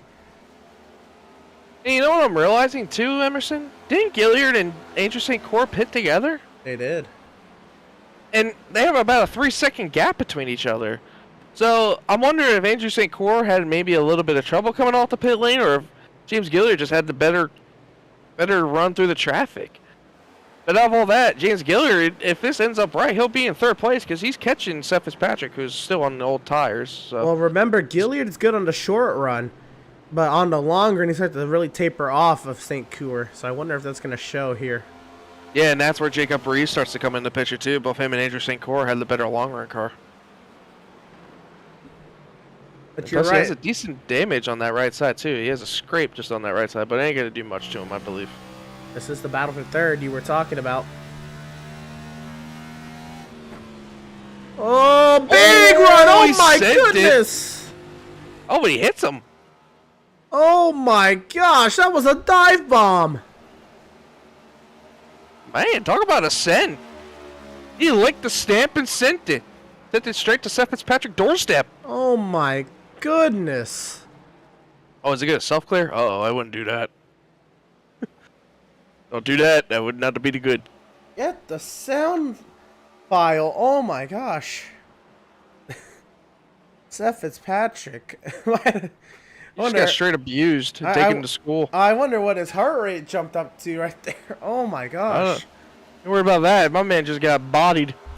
I would have yelled, oh my, and probably driven up 3 lanes if I saw that dive bomb coming. Yeah, that reminds me of you at Kansas when you got scared of that one crash. Alrighty. What, man? I had to bring that back. You know I had to. That was the only reference we got. Brad Boffalo now chasing down Andrew St. Croix. It's the 2nd car up ahead and worked by Stutzman. Remember, St. Croix also on that short run was better than St. Croix, but on the long run he started to taper off. Hey, remember the last time these two were playing? Yeah. They had a little bit of contact. I don't know, possibly if they remember that, but I don't know. We gotta keep a camera on this guy. I mean, he's just going to school. It's 15 seconds now. He can emphasize what he's got in that quarter panel. Built for it. He's built for this. Certainly, and half a lap to go on stage number 2.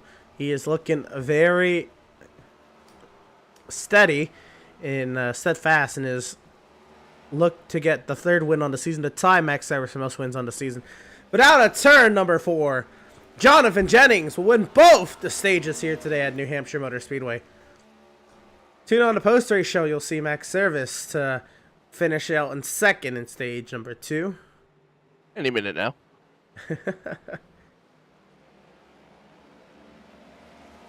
And Max Harris will come across the line. He'll be 2nd. Gilliard bodied his way to 3rd over Seth Fitzpatrick 4th.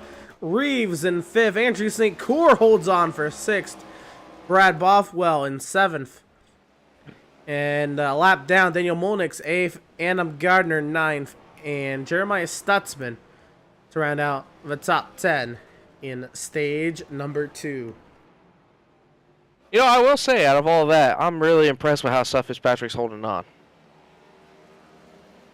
I mean, he's really on old tires, but he managed to get stage points, which is big. I don't know if he got stage. I don't believe he got stage points in. Actually, no, he did. I think in stage 1, but yeah, he did. After all the trouble and even having the issues on pit road, he's had decent recoveries. Now Jacob Reese is going to take a peek at the inside of the 2.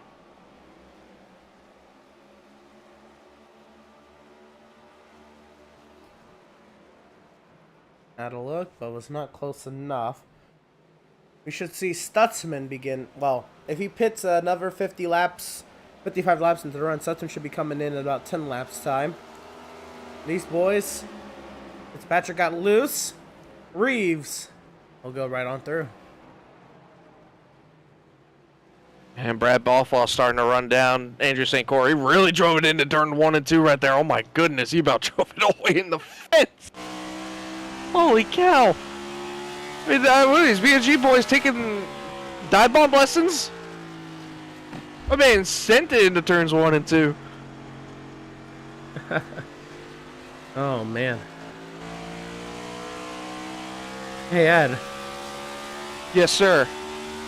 Go ahead and look at the lap time of the leader and the lap time of max service last lap. Alright, so we got that to the... Oh. Well, would you looky there. I think someone is cooking. Well, yeah, that would make sense. He's on fresher tires, too. I know. Gotta remember that. But maybe I mean, I would hope he's faster. I know, but I mean, if he starts cutting down that gap, they still have a lot of laps till they pit. You're right. But I don't know if Max is going to be able to make that kind of charge, knowing how Jonathan Jennings is in traffic. Jonathan Jennings has been getting through this traffic a lot more better than Max, I should say. Bothwell loose, trying to get to the inside of Andrew St. Croix. And Bothwell's about tried everything but hit the fence. Oh, he's got a little bit of a run there. He backs off the center of the corner. I think he's just trying to carry way too much speed into the center and has to back out of it before he loses it. You can see it. He tries it in on entry. Watch him gain it on the center, but he has to back out of it right here. Loses it all on exit.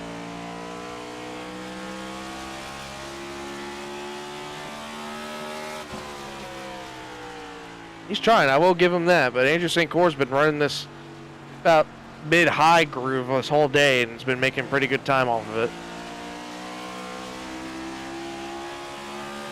Catching the lap car of Adam Gardner just in front of them, who's in 9th position currently. Adam gives him plenty of room. Oh, Jeremiah Stetson's already coming down the pit lane. Oh, damn, he beat us to it. Oh. Did he hopefully not speed this time? Oh, we'll see, huh?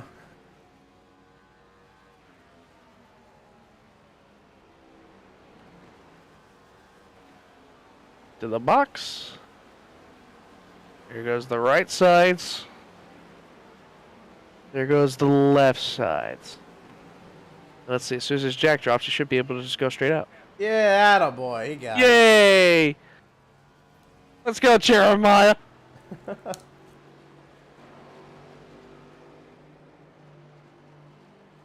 So down and away is the 71 of Jeremiah Stutzman.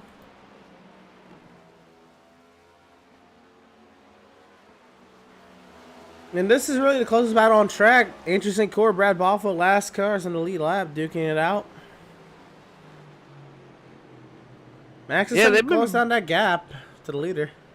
Yeah, he is, and both Andrew St. Croix and Brad Bothwell have been running down Seth Fitzpatrick, who's on the older set of tires, I think, out there right now currently, but slowly but surely making their time up to the front. But I'm just really surprised, and I would like to, I don't know, I got to go back and look. I don't know how Andrew St. Croix lost all that time to James Gilliard when James Gilliard was behind him when they entered pit. Like, it was a lot of time that Andrew St. Croix lost. I don't know if James Gilliard had a better entry or a better exit than Andrew or what happened, but you're talking about him losing about 5 seconds to Gilliard somehow. So in the box, Gilliard was 0.3 quicker. That's about all I can tell. It's just confusing to me. Like, I don't know if you feel that same way. Like, isn't it just weird a little bit? I don't know what happened. It's just odd. Like, because usually when you pit first and you have a good stop, you're supposed to be the one that stays in front of them unless you have something that happens in traffic. Oh, look at that. Jeremiah Stutzman, fastest lap on the day. That's what you call freshies. Attaboy. If he can find a way back into this, he might have something. Might have been practice all this whole time. I mean, granted, remember, he is 3 laps down. Part of that is due to a speeding penalty. Oh, okay. Yeah. He's really clicking him off now. Oh, he's really cooking. You know, I will say that Joey Logano, he does have good success here at New Hampshire. I don't know if it's not. I don't think it's rubbing off on Shepherd. You had to bring that up, didn't you? You just had to bring that up. Didn't Joey Logano get taken out by a lap car here before too? That's Morgan Shepherd. That was Morgan Shepherd? It was. Oh, it's somebody else. Morgan Shepherd. Your favorite. AJ Core started to run down Seth Fitzpatrick for 5th. That's true. And Brad Buffalo's a little bit further back, but it looks like Andrew's starting to do what he did before and starting to pull away from Brad a little bit. This is where Andrew started to, in the run, to get cooking. But then I'm scared because I'm looking further back and I just saw earlier Jonathan Jennings, so it's scaring me more that he's about to put these guys a lap down again. I'm really happy to see the Andrew St. Cyr having this kind of run. I don't know about you, but this is a run he's needed. Definitely deserved and needed. Oh yeah, I agree. Trying to see if he has the. Oh, Doug Summers on pit road. I've seen him. Yep, there he is. That's an eyesore, that purple Dodge. You can spot that thing all the way in Canada at this rate. Speaking of Canada, he's got the moose. I wonder if that's Canadian moose. It is. He is Is from. it Canadian moose? I forget which town, but he is from Ontario. I'm so happy now. Never told you he was Canadian? No, you never told me that. You don't tell me a lot of things. I have to go to our group production for this. You don't tell me this. That's why Nicole in the production meetings tells me everything. Who's Nicole? I don't know. I thought, did we hire somebody in Nicole yet? No? Okay. I think you've been going to the wrong production meetings. It wasn't the door on the right? No? Okay. Andrew St. Cyr still sizing up Seth Fitzpatrick. He does have his gap over Brad Buffalo now that he can't have a go at the 2 car. That really stacks him up on the entry. Buffalo trying to roll that center, and uh-oh, here comes fresh chase of Jeremiah Stutzman right on through. You could say the second uh-oh, because look who's just behind them again, yeah, too. The leader, I know, he's there. Time to set the panic button, man. Time to get going. I don't think they're panicking at this one. I think it's delaying the inevitable if they panic. You're right. See Joey Logano going past Andrew St. Cyr right there. Yes, that's Joey Logano in the car, not Jeremiah. Max has really been taking stabs out of Jennings' lead. Yeah, I wonder if this traffic in front of him has had anything to do with it, because you're right, it's down to 14 seconds. Or not 12, and what is wrong with my sheet? Hold on a second. My sheet's telling me 14. Why is yours saying 12? Is yours saying 14? No, it's 12. 12.8, 12.7 and dropping. Huh. 12.6. Gonna need to get Nicole on that. Anyway, Jonathan Jennings. Just put Brad Buffalo lap down. Yeah, he's looking gonna at lap into the top 5 here. Oh, he's just gonna send it, huh? Oh, he's sending it. Oh, he's dear. gonna restrict his entry. Yeah, this is gonna hold him up a little bit. Max Rivers just came off of turn 2 just now. There's about a half a straightaway behind each other. You know what? That's Max's stepdad right there. What if he's why does this feel like a Star Wars movie about to happen? I wonder if he's trying to help Max out a little bit. Look at that, 11.7. I wonder if Brad Buffalo's gonna fight to try to get his lap back, possibly. That's huge. Max gained about a second. Yeah, Max ran a 31.4 to Jonathan Jennings' 32 flat. Oh my goodness. Gained 0.6 out of that. This is really huge, and Max just got into turn 3 just now. And he's picking him off little by little.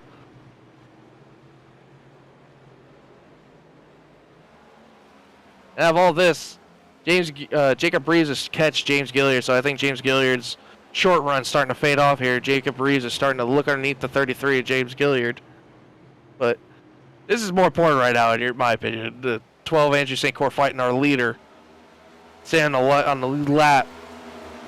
And it looks like Andrew's not fighting, or Andrew's not giving it up. No. Max is starting to close this thing more and more as this keeps fighting. Oh yeah. I think when is the time to give up for Jonathan Jennings? Oh, Andrew just gave it up. Well, it was the other way around. Yeah.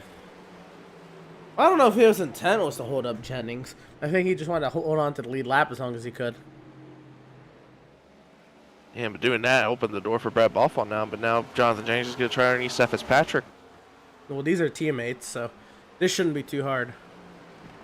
Or is it? Oh, yep, you're right. It looked like it. I thought Seth was going to fight him out on the outside. Here's that battle you were talking about. And now Gilliard under attack from Stutzman, so. And Jacob Reeves, I'm really impressed with how kind of a run he's had today. And James Gilliard, like you said, had the short run speed. Just when it comes to that middle to long run stretch, it's just not there for him. You could tell from the times. Jacob Reeves that last ran about a 10th and a half faster than Gilliard that last lap.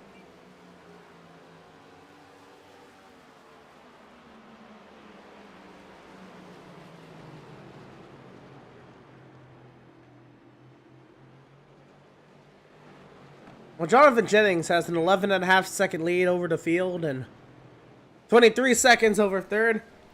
We're going to step aside one more time. Don't you go anywhere. More from Loudon, New Hampshire on the far side. We're going Pit Stop TV side by side.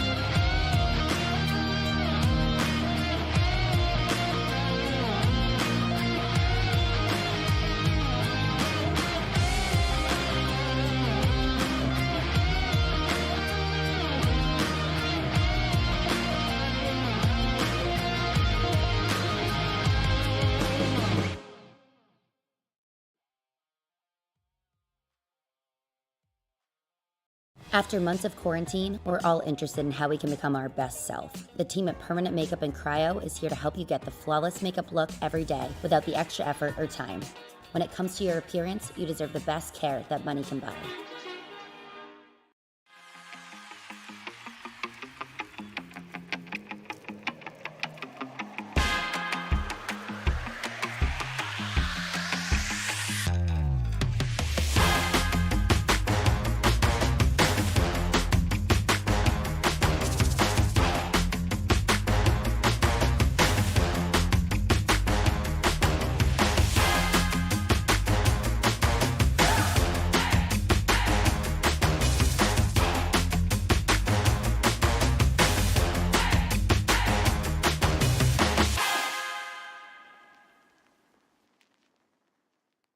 Have you found yourself trying to hide your joy because you're unhappy with your teeth? Your smile is the first feature noticed in an interview, on a date, or in family photos. We want you to be able to shine bright as your best self, and our teeth whitening system is the perfect step toward restoring your confidence.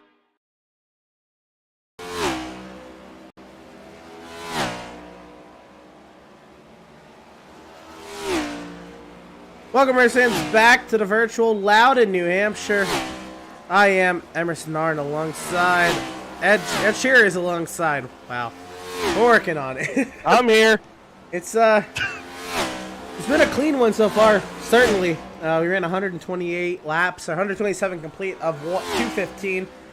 It's been all Jonathan Jennings. It's been a good race, clean race, as we like to see here, Loudon, New Hampshire. I know a lot of leagues struggle with cautions at Loudon, but the Outlaws Sim Series, this is one that the Outlaws they can handle. These boys, they know how to drive these. Is it appropriate to call these things high horsepower stock cars again? 675. Yeah, you might as well. You know, it's about there. The only thing I would say is maybe 3/4 tier, but I don't know. I think it's high horsepower classified. High horsepower stock car machines. Out of right here, turn 2, you see half the other league's field starts spinning right there. These Outlaws boys, they can handle it. Yeah, it's just nice that you're able to drive these cars again, you know? Oh, yeah. Before, you didn't have really to fight as much as you had to now, but now you're fighting just about every corner, every straightaway now. Right on board with the race leader and the driver who's been the pace setter today, Jonathan Jennings.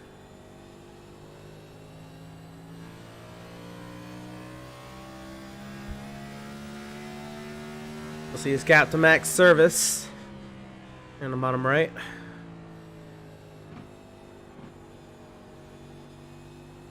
There's a lot of off-throttle time at this point. They said this is a track that clocks in at over a mile, but it drives like a track under a mile. It drives like a short track.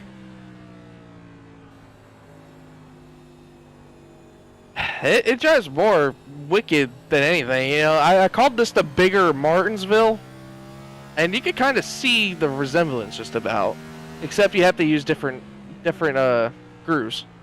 Yeah. Well, you could say that innermost line, that's like the inside curbing at Martinsville.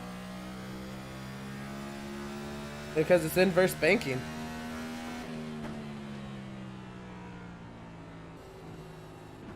And that's something a lot of people don't really mention here. The New Hampshire Motor Speedway has about, what, 9 degrees of banking in the corners? But that innermost lane, it's banked the other way. It's banked inside out. The innermost banking, I think, is like 5 degrees up. And so it's almost like a curb at a road course. That's the last thing you need to add here is a curb. Wow. So you see a lot of drivers just staying off of it because it's more banked than a curb. It's like a monster curb. It's like an anti-cut curb more than anything. You'll see drivers really avoid that innermost line. Again, just watch. This is left side tires under that seam, but not much more than that. Using it like a road course curb.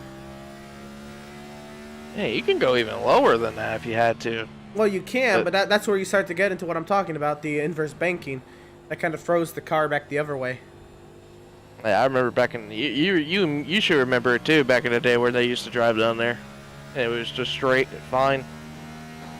Well, you can, especially if your car is really tight and you just need to get that baby to turn. You can drive on the apron if you have to. You can drive on the apron. Yeah, remember when they called that the Jimmy Johnson line at one point? No. That's where Jimmy used to run it down there. Yeah. Oh yeah, Jimmy. He got 3 or 4 wins here. Yeah, Jimmy used to. I remember the one time I was here, somebody told me they called that the Jimmy line because Jimmy used to run down there all the way, like past where that pit exit cone was. He would run all the way down there, and that little bit of, I don't know what you would call that at some point, just pavement. There's like a little strip of pavement that's down there that he got his left front just about in that made him rotate better off the corner. It was. So we're about to hit this second round of pit stops. For what it's worth, people have been experimenting with lines here for ages. You're running it more like a diamond, and Jimmy ran kind of like an extreme diamond. He would drive it in hard, let it right up to that middle line, and then swing it down off exit. And that's how you'd run down there. That'd be that Jimmy Johnson line, the way he straight lines the exit. He'll straight line the exit. He'll run over the apron on exit. And that's what you're talking about when you're talking about that Jimmy Johnson line. Kind of a diamond, an extreme diamond you would see at Bristol. Imagine Bristol running that line and then hitting the apron on corner exit. That's pretty much what it's like. And Jonathan's running more of what I've seen from traditional NASCAR drivers now, where they're running just about above that little strip. That's that first strip, just about. And 1 and 2, and then 3 and 4, he runs just about the same thing, maybe even a little higher. You know, when I came here as a kid, like about, I don't know, years and years ago, you know, the one time I came here, they had the car tomorrow, and those things, they were just unreal here. I don't know what it was, but the racing, it was just nuts. You could run the bottom and make passes on that guy up at the top, and that top wouldn't be able to fight back. And it was just special to see just because of how high horsepower they had. You know, they had those big spoilers in the back, and the just the way the car can move any corner. It was just awesome to see. And unfortunately, the one race I went to, it was rained out because they had the lightning strikes, and Kurt Busch was able to win that race when he was driving the 2. But that brought back this brings back a lot of memories. You know, I had such great times in New Hampshire. I used to go here so much. Now I go to Dover more than anything. But this track brings a lot of memories for me. This is a good track. I quite enjoy this track. I think it's underrated on the NASCAR schedule. I think people don't give it the respect I think it deserves. Plus, driving on iRacing has been a blast. I won an NAS here last year. It's my only NAS win, and it was here at New Hampshire. I led all but like 20 laps, and it was a fun race. This is a fun track to drive. It was those Gen 6 cars for sure. But remember, this track, they had the 725 horsepower package, so there was more horsepower in the Gen 6 cars here than these cars. So that was more power, and I loved sliding the car around, but having to really finesse the throttle. It wasn't a 550 package. The 725 package, that was a handful. Little spoiler, high horsepower, slipping and sliding. Everybody else would be spinning out of turn 2, and I was having a blast, just barely blipping the throttle through there, just getting onto the straightaway and driving by everybody else. Good time. Oh yeah, I remember that. It was very slick. You had so much throttle control in your hand, but I don't see these guys having that much kind of throttle control. You know, it might be just really heavy braking on the entry and maybe just about, I don't know, 50-60% throttle on exit, and they could get back to the throttle pretty easily on the straightaway with these things. But back then, you had to seriously take it easy on the gas. Absolutely. And, I mean, it got a little easier. Did they run the 550 package here any year? I can't remember. I know they did. I know they ran the 725 the last 2 years. Oh, was that? I thought it was the second year that they ran the 5. I don't know when they ran the 550 here. If they did. You can correct me if I'm wrong. Not sure. People, more or less people out in the chat, y'all can correct me if I'm wrong. If y'all know what year they ran the 550 package here. I'm pulling up the chat now. I don't see really anybody out there commenting. But if you are out there watching, tell us who you're rooting for.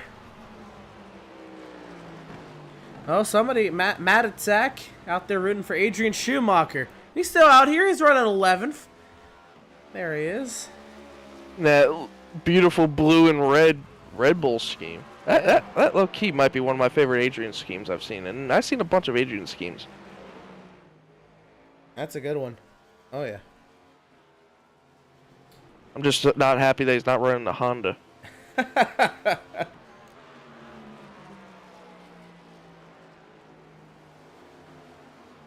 So yeah, we're at that point right now. Is the pit lap? The window opens for that second of 2 stops on the 2-stop strategy. So we should be in. Here comes Adam Gardner. Just saying right now, and right on the money again. There it is, Adam Gardner. You had to jinx it, didn't you? Jinx it? No, 144. I said 72 and 144 earlier. Was it? Yeah.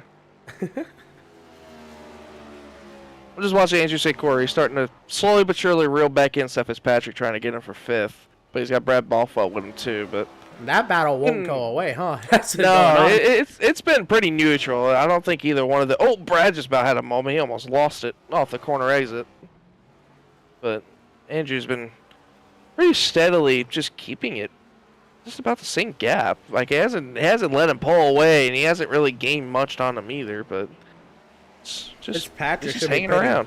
Soon, Fitzpatrick and Bothwell should be some of the next drivers to pit. But I think Seth was like really early last time too. Right, this is 80 laps now. Seth Fitzpatrick, so Seth Fitzpatrick can only run like 3, 4, 5 more laps max. Look at this, Max Service is getting ready to put a lap on these guys. This is some crazy pace.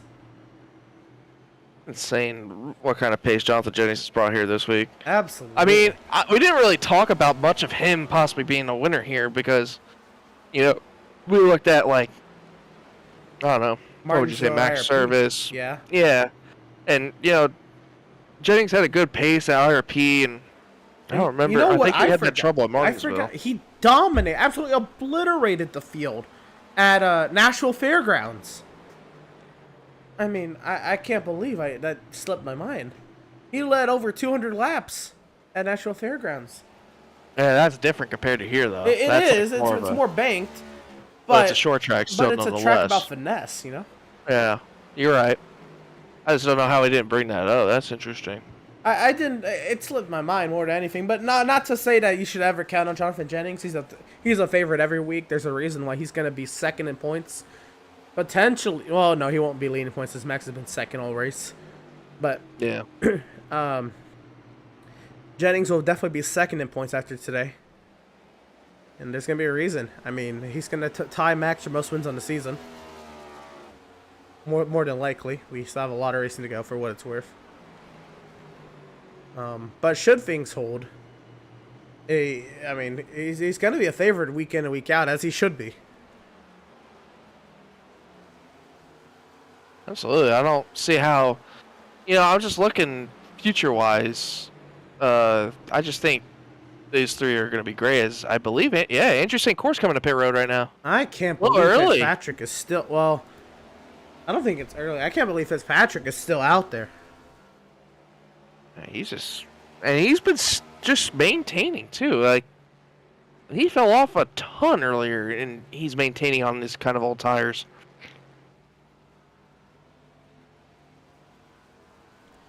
So right here for Andrew St. Court, this is going to be 65 laps left to go.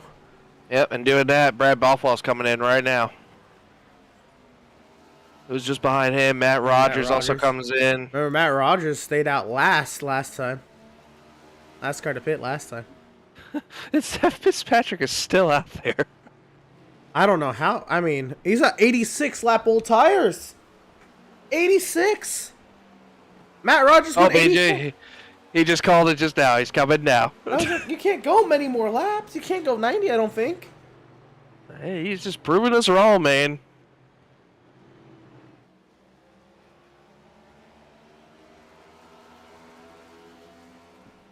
All falls down the way. Oh, Jonathan Jennings is in. Yep, there he is. How did I miss that? Max Service takes the lead.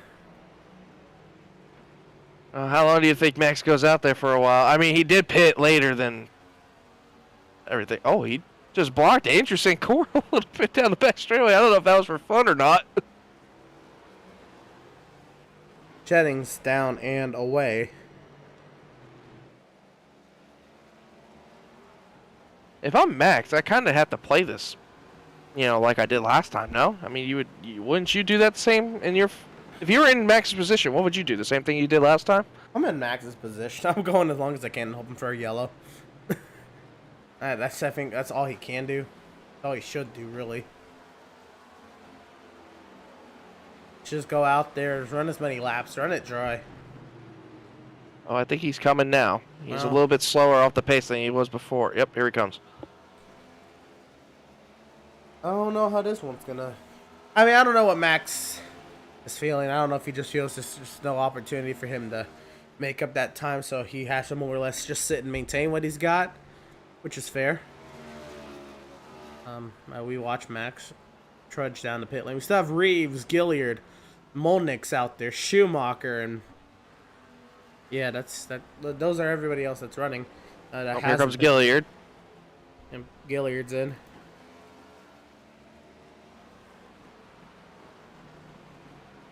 Max is just leaving now, and Jonathan Jennings is halfway down the back going into 3.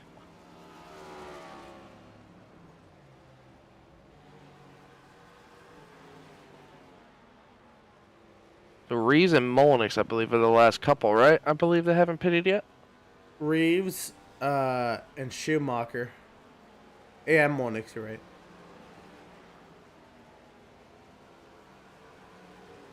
Jacob Reeves in second. There he is.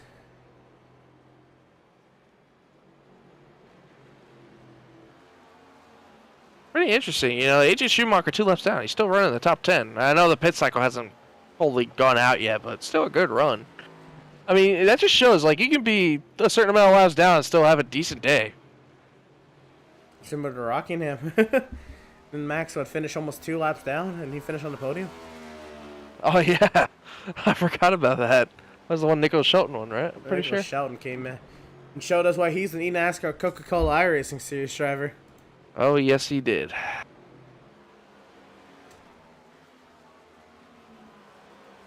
Jacob Reeves, he's in 2nd position right now. Max Service, he's not going to have as great of an advantage on tires, but he came out 13 seconds back of Jonathan Jennings. Daniel Molnick still has yet to pit. He's in 6th, 1 lap down. And there's Adrian Schumacher we were talking about. 10th. Molnick should be coming in next. Molnick is almost out of fuel. Molnick, he's only got a couple more laps in that bad boy. I'm interested to see because it looks like Max kind of maintained the gap, even though he pitted a lap later. Like, it's still around 14, 13 seconds. But he's stuck behind all this traffic, which is what scares me right now. Oh, baby, he got close there.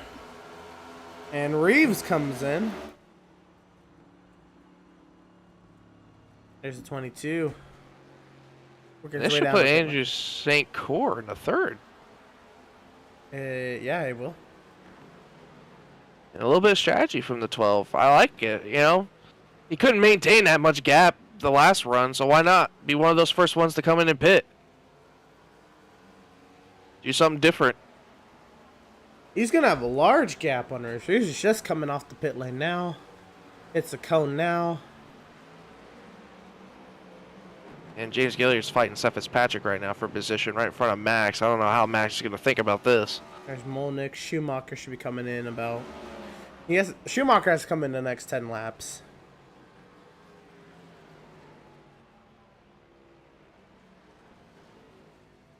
Man, Gilliard all over the back of Seth Fitzpatrick right now. Oh, man, he's about wrecked him just about 2 quarters in a row. I don't know how I feel with my back surface right now being behind all this. I mean, this is where Gilliard is faster. He has a short run. Schumacher is in. This should cycle us all out, I'm pretty sure. This is everybody. Oh, Gilliard going for one of his full send moves. Oh, he makes it stick, though.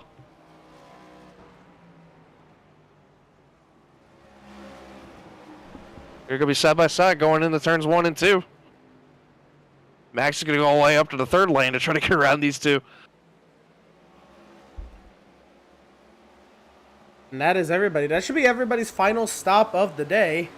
Unless we get one of those magic yellow thingies. I like one of those yellow thingies. Gilliard does clear by Seth Fitzpatrick for 5th. Now Service looking to put Seth Fitzpatrick a lap down to himself. Max is running really, really fast lap times right now. Like, I think this is the fastest he's ran all day. Like, he's cutting the gap down. Sure, yeah.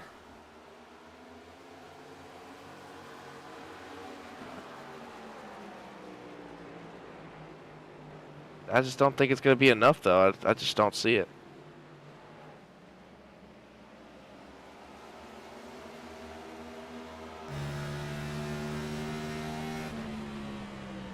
Hey, he's about running a 10th to a 10th and a half faster a lap.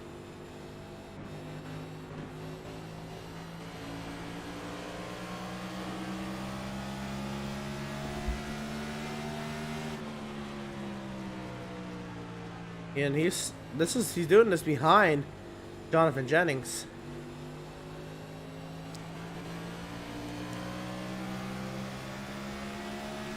This time by, what was that lap? Wow, 3/10 faster. I mean, he's got something early here. I don't think he has the laps to do anything about it, but he's got something. He just can't get by the 2 car either. No, that's another thing, but it still doesn't matter, really. He's still cutting the gap, even behind Seth Fitzpatrick. And that last time, Jonathan ran a 5.54, Max ran a 1.70. Well, Stutzman's in for his third stop.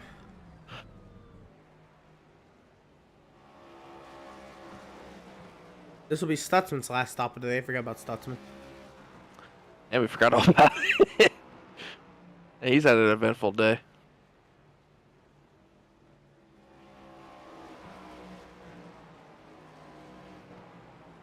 Now that should be everybody's last stop.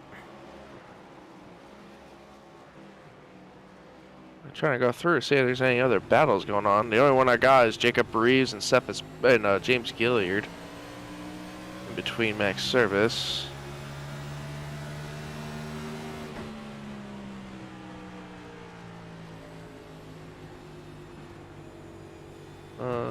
That's pretty much it. You get to see we're on with the gyro cam, and it moves with the banking here, which isn't much.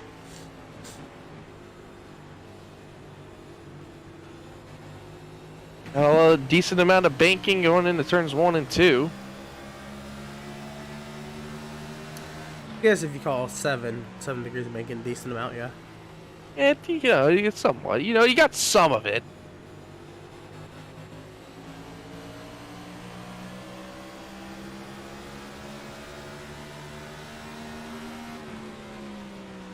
As soon as I go back to looking at Jonathan James times, now he's starting to run faster than max service. Yeah. I think it took a little wake-up call.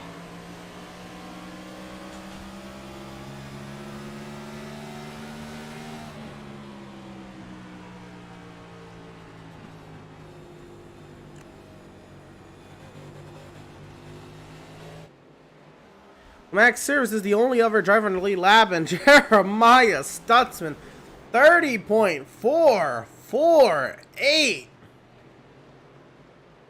Bet he wishes this was F1 at this point where he got a point for fastest lap. Well, he's not in the top 10. Well, he needs a lap and to pass Adam Gardner. In F1, you have to finish in the top 10 to get that one bonus point for the fastest lap. Oh yeah, I forgot about that.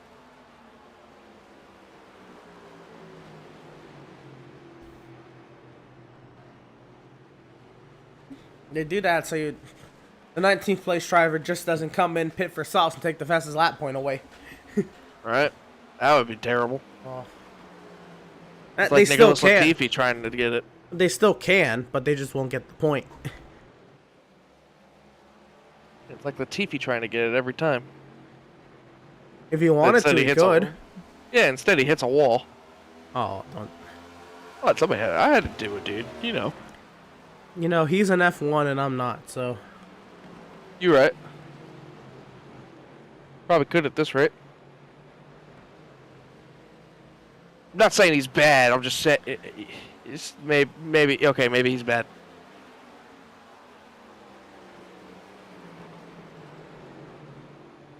I do want to mention, it is kind of important with this track, being an SMI track, but I do want to, of course, shout out the Smith family, give our condolences to the Speedway Motorsports founder who passed away today.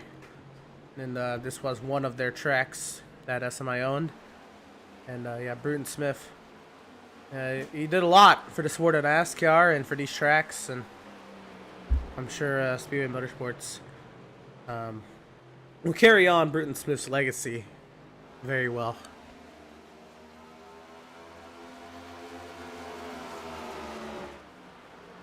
This is a battle here. Jacob Reeves and Seth Fitzpatrick. This would be for 6th. As Jacob Reeves sends it in there. He clears him. Move Reeves up to 6th.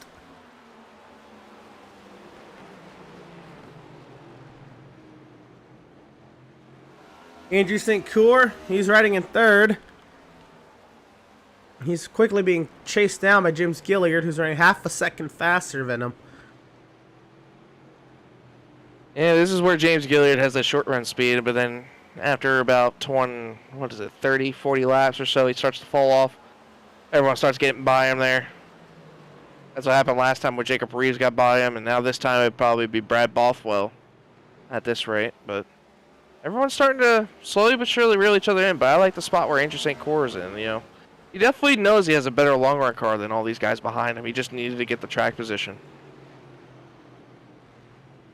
What would it mean for him to get a podium, be on a podium with his son at their home track in the race that he sponsored?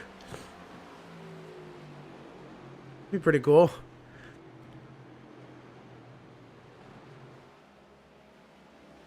Great run it would be for him. Absolutely. I Down mean, 15 for points. Yeah, that was what I was about to say. Needing the points, especially when we're getting closer and closer every race. Every race is going to matter here on out sooner or later. So you might as well start getting them now while you can. And he definitely said he wants to start making it more. So I wouldn't keep my eye on this 12 for a little while coming weeks. Yo, look at the gap that Max Service has now dropped between himself and Jennings. It was under 10 seconds at one point. And Jennings ran 31.63 that last lap. What was Max run here? 4.3. So 0.2 faster was Max. I did hear over the radio something happened between the 56 and the 91. I think they traded a little bit of paint, but it wasn't that bad. I don't see nothing, though, on the 91.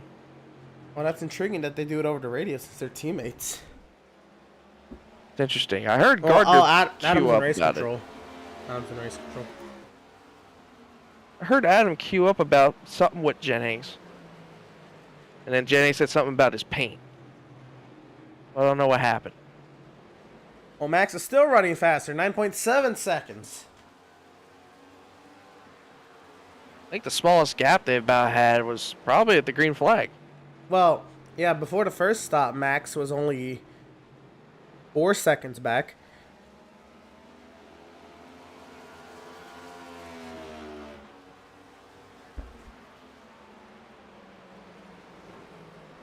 Time, coming to about... Here's a battle. There's 40 minute to laps 10. go. Oh, yeah, there you go. All right, now the fastest lap would count.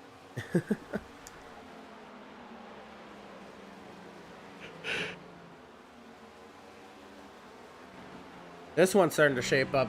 Gilliard and St. Coeur. Yeah, Gilliard's been running them down. But needs to get that long run speed figured out, though. I'm hoping he got it figured out this time, but I think Andrew's been kind of taking care of his stuff a little bit more. I mean, Andrew's been running slower lap times. He ran a 5.99 to Gilliard's 1.96 that last time by. So I don't know if it's a little bit of taking care of his stuff or if Gilliard's just running that fast.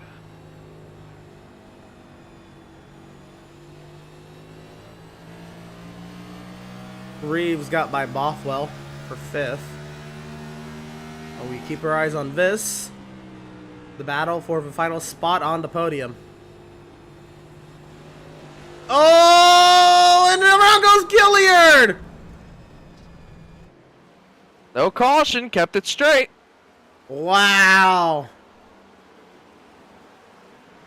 And he'll lose the spot to Reeves. Possibly the Bothwell, too. Oh, he is not going to be happy with that. Oh, no, he's not. Well, here we go.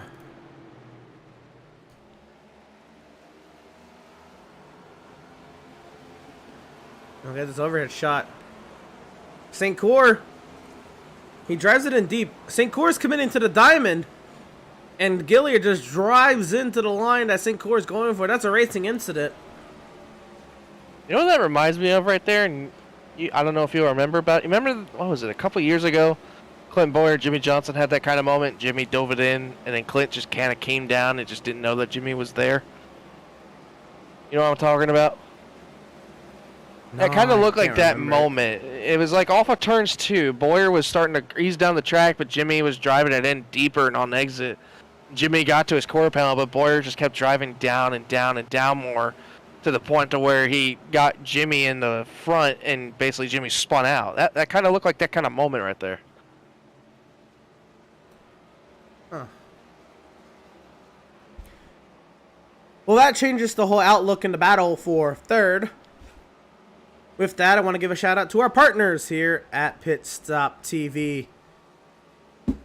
This Up TV broadcast, of course, brought to you by Permanent Makeup and Cryo in Maine. You deserve the best care that money can buy.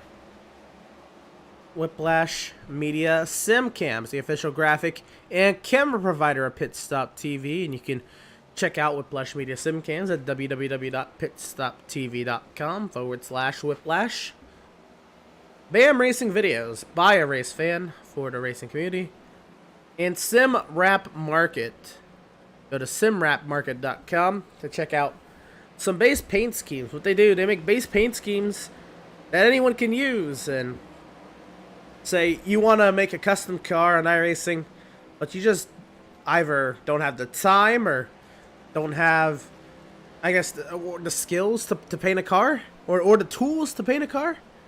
Go to SimWrap Market. They can hook you up with a base paint. And if you have logos you want to put on it, you can do that. You just buy the base paint from them, and you can make the car yours from there. It's a great idea that they have going on at SimWrap Market. And you can check them out, again, at simwrapmarket.com. Those have been the new ads you've been seeing on these Pits Up TV broadcasts. So again, if you want a new look to your car, but you're not really an iRacing painter, or you're not into iRacing painting, or you don't know an iRacing painter, check out SimWrap Market. See what base schemes they have, and see what you can do with them.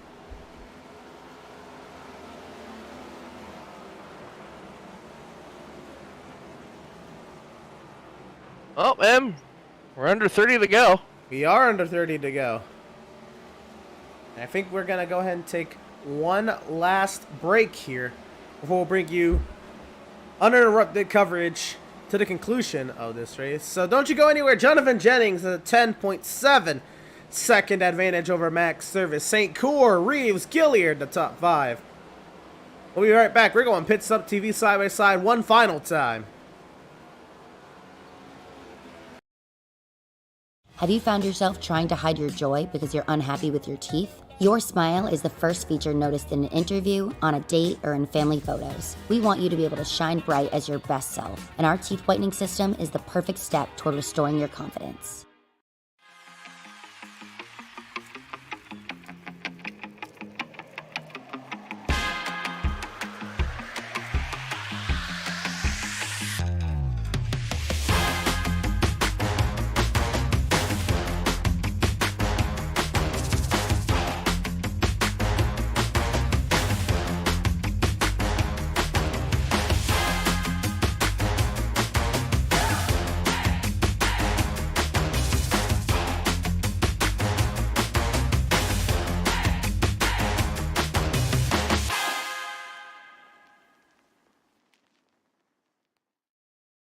After months of quarantine, we're all interested in how we can become our best self. The team at Permanent Makeup and Cryo is here to help you get the flawless makeup look every day without the extra effort or time.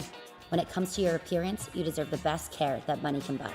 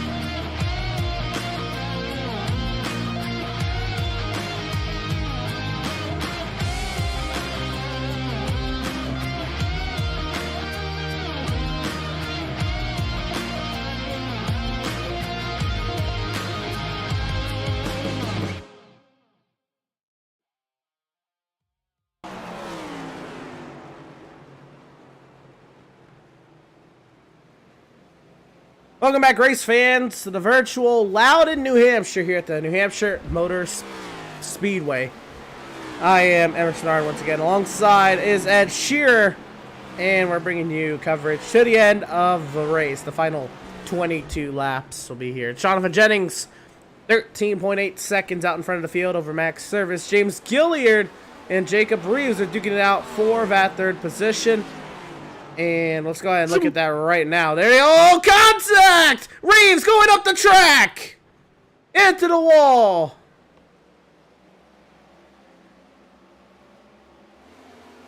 Oh, boy, oh, boy, oh, boy.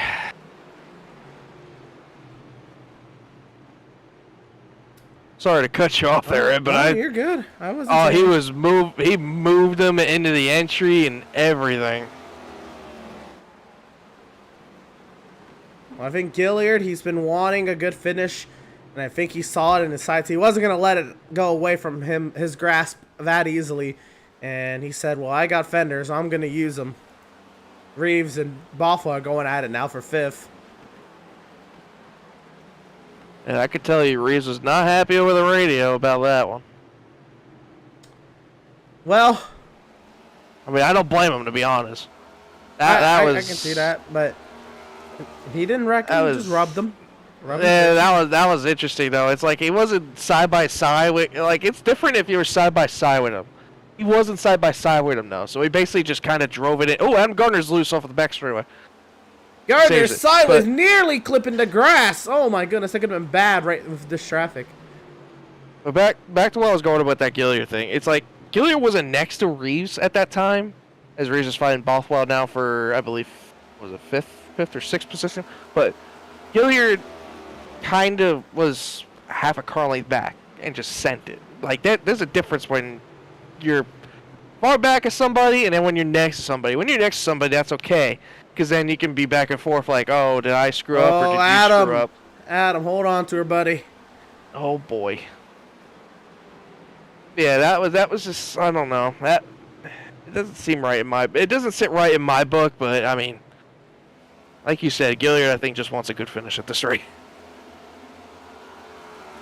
Reeves is able to fend off all those advances from Bothwell so far.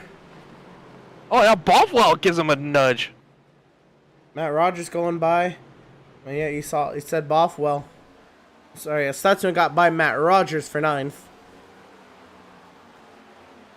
Max Service, by the way, is trying to find his way through all this, trying to work his way past his stepdad, Andrew St. Coeur. Reeves is just not having a good time right now with the B&G boys.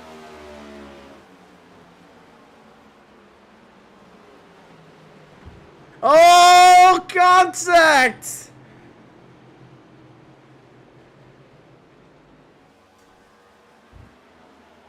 That one's going to be intriguing at the breakfast table tomorrow. Very. Oh, baby. And Reeves is back in it. And if I'm Reeves, if he gets past Andrew St. Coeur and runs down Gilliard, we might want to get a camera on that. I don't know if he's going to have enough time to get to him, but I don't know.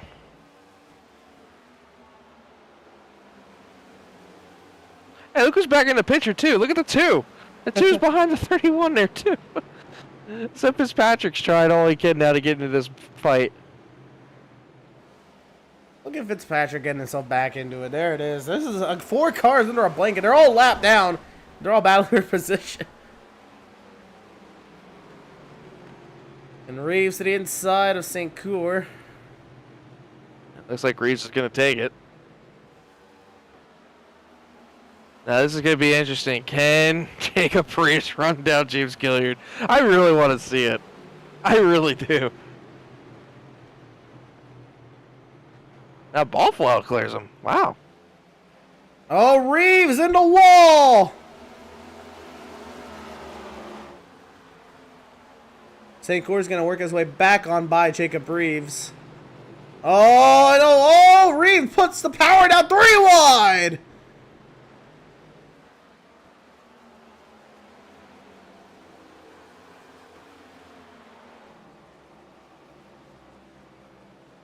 St. Coeur trying to stay in front of Fitzpatrick, but it's not working out. Max Service, by the way, is just sitting behind all this, watching it happen.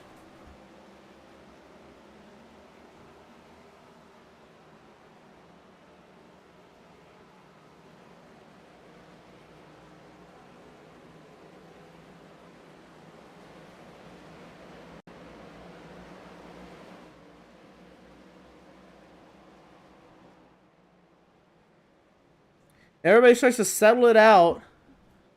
It's Bothwell to 4th, Reeves 5th, Fitzpatrick 6th, and St. Coeur. What has happened to his race? He went from the podium to 7th.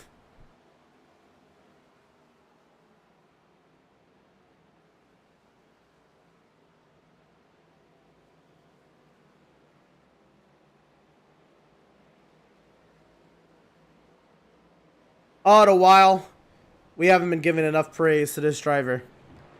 Jonathan Jennings has absolutely been on it today. And he will surpass the 200 lap mark. A very dominant effort. It looks like we have lost Ed Shearer. So that's alright. We will take this one to the finish. Only 10 more laps or 11 more laps to go in this race. And again, Jonathan Jennings, what a phenomenal drive it's been for him. He has, again, started on pole. And he's just gapped everybody. He's been the fastest man on track, consistently faster. Everybody else on track.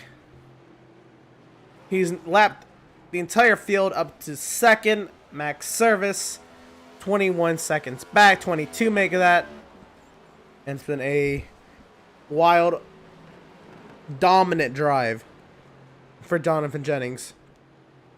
And he is looking to move into second place in points easily. And maybe into the later stretch of races here in this regular season, have a go with Max Service. This battle is going to continue on. Fitzpatrick on Reeves. Fitzpatrick will clear up to 5th.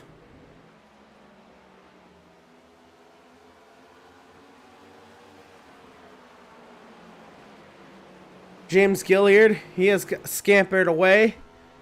He's up in 5 seconds to that battle behind.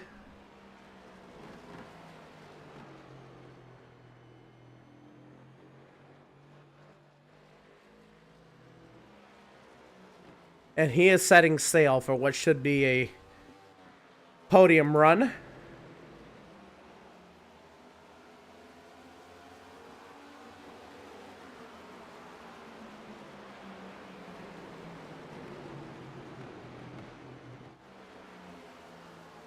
This time by 7 laps to go for Jonathan Jennings and the field to finally be done with this race. It's been a good race so far. A clean one, I should say. 4 lead changes, no yellows. The weather today so far, well, the track temperature dropped down to 82 degrees Fahrenheit. It's dropped 8 degrees since the start of the race. The winds fairly calm still, 2.5 miles an hour out of the northeast. The air temp saying at 71 degrees Fahrenheit.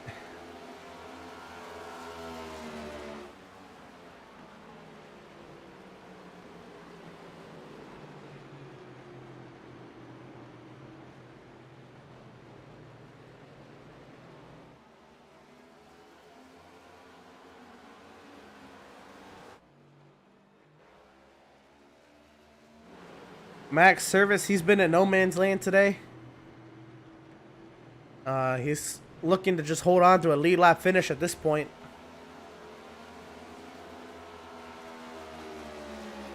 At one point, well, he duked it out with Jennings early in this race.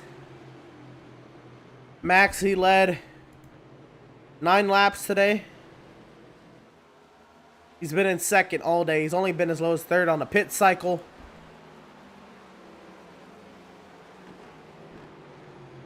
Good points today for Max Service. He'll open up his lead over second in points, Seth Berger, as Jennings will take second. And Max playing kind to his stepdad in front of him, just trying to finish the race.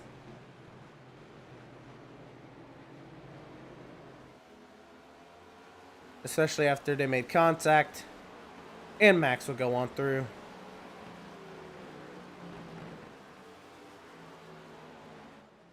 But it's been all about this driver. A driver who dominated at the Nashville Fairgrounds earlier this season. And dominated the next week. He has led a boatload of laps this season. And everybody at Last Chance Racing with the 91. They've built fast cars. He won Auto Club early in the season. Then dominated at the National Fairgrounds. And it's been a minute. But I should. The writing was on the walls coming into today's race. And with 2 laps to go, Jonathan Jennings has swept the stages, led over 200 laps, and is looking very pretty en route to a 3rd victory on the season to tie him for most wins on the season. Yes, he is. And here he comes out of turns 3 and 4. Coming your way to take the checkered flag. It'll be the white flag. Presented by Whiplash Media Sim Cams. 1 lap to go from the magic mile. And again, Jennings, he hasn't put a foot wrong all day. And he's looking to have a 23+ second margin of victory. He's lapped everybody but the point leader. And after getting past turn 3 and 4. Yep, now he is. Jonathan Jennings. He's going to tie Max Service and get his 3rd win on the season.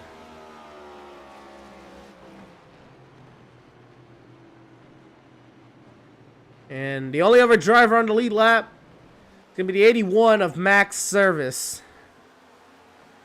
The battles on this track, they've been sorted. James Gilliard will end up on the podium. Bothwell 4th, Fitzpatrick 5th, and Max Service will finish in 2nd. What a drive for the 91 of Jonathan Jennings. Well deserved to lead over 200 laps. He led 206 laps tonight.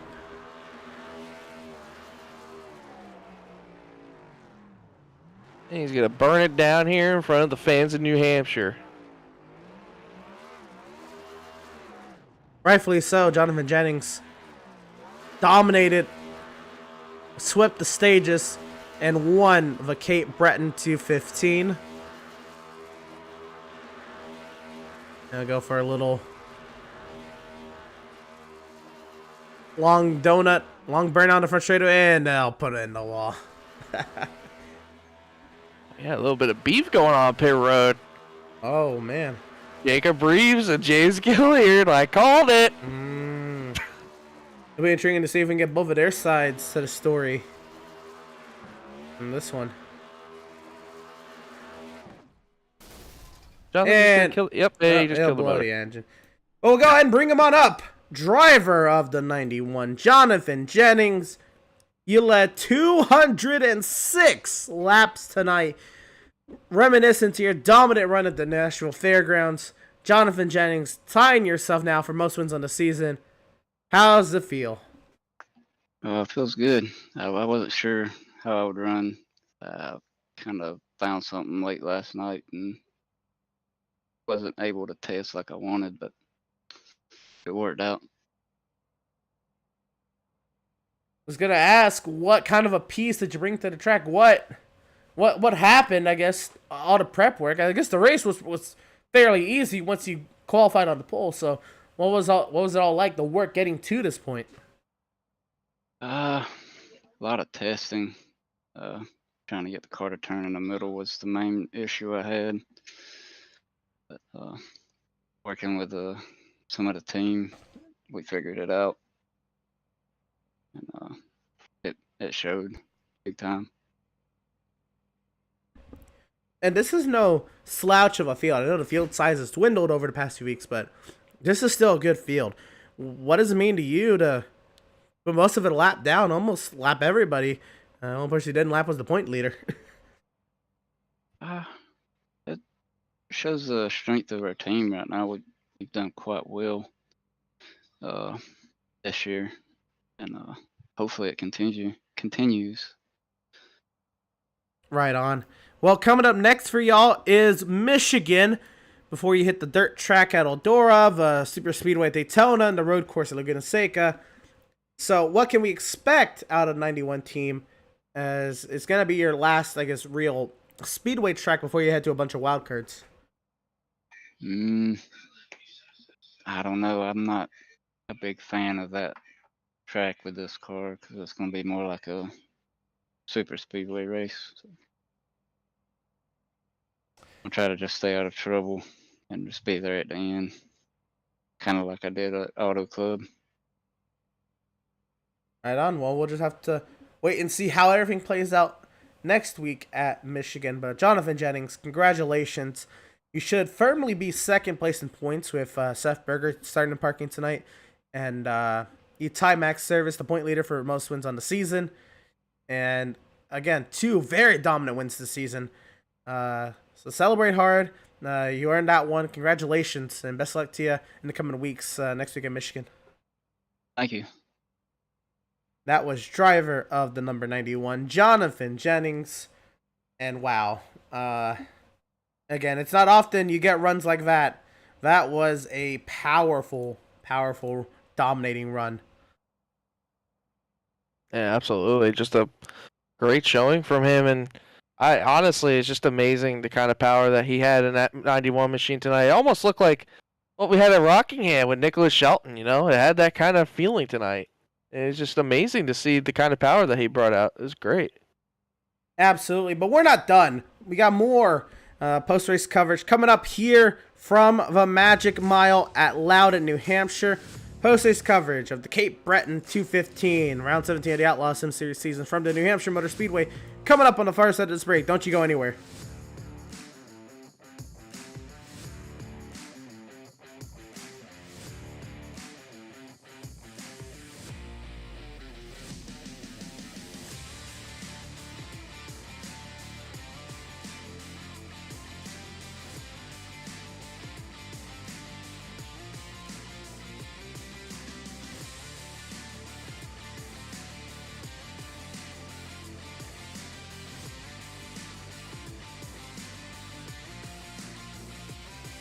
After months of quarantine, we're all interested in how we can become our best self. The team at Permanent Makeup and Cryo is here to help you get the flawless makeup look every day without the extra effort or time.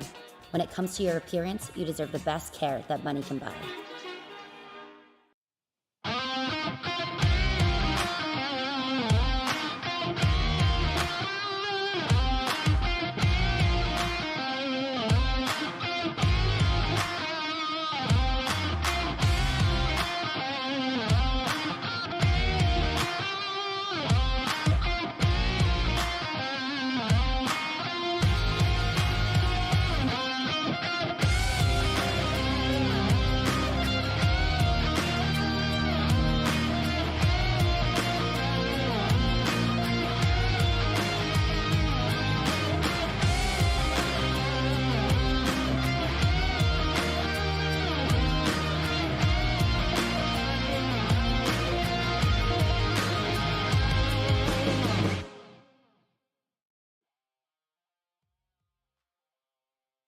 Have you found yourself trying to hide your joy because you're unhappy with your teeth? Your smile is the first feature noticed in an interview, on a date, or in family photos. We want you to be able to shine bright as your best self, and our teeth whitening system is the perfect step toward restoring your confidence.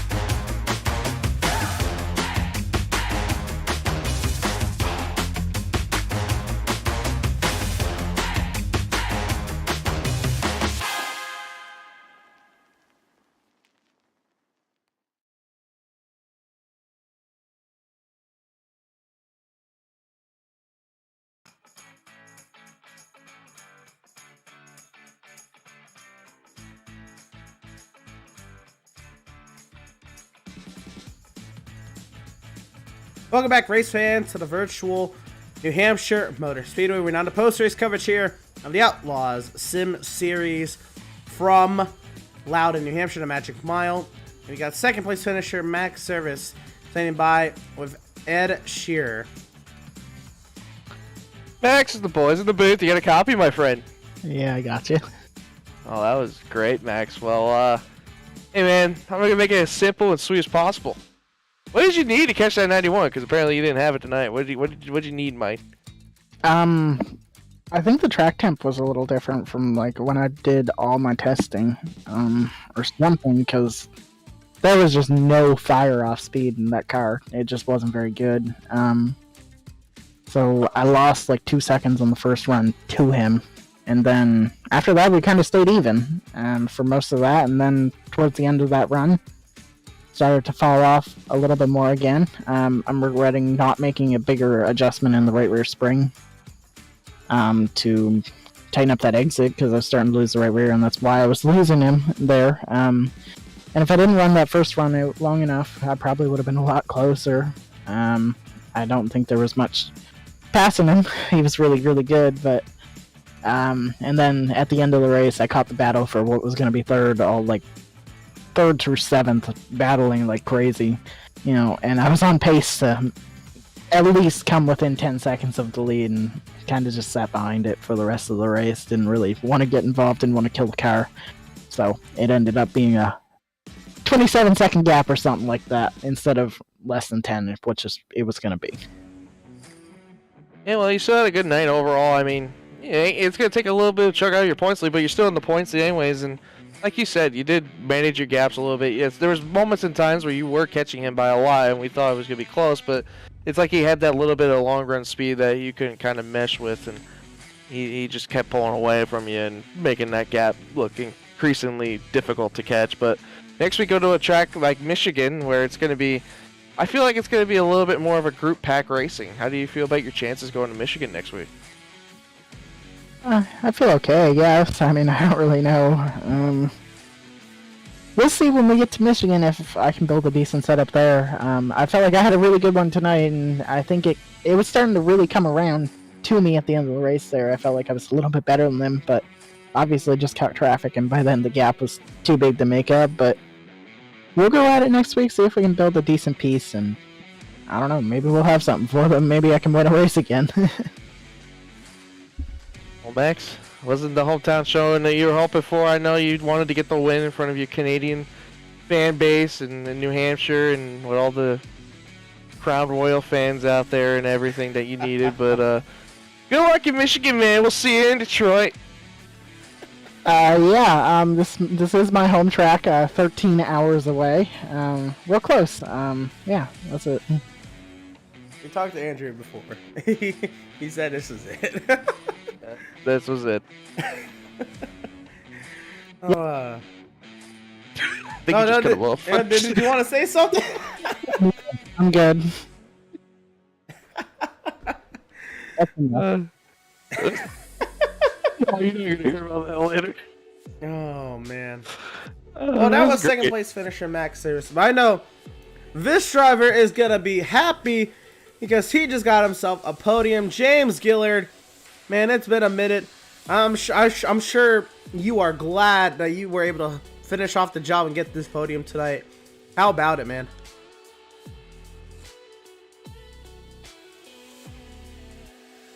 Oh, not again. We're going to try this one more time. James, you got us?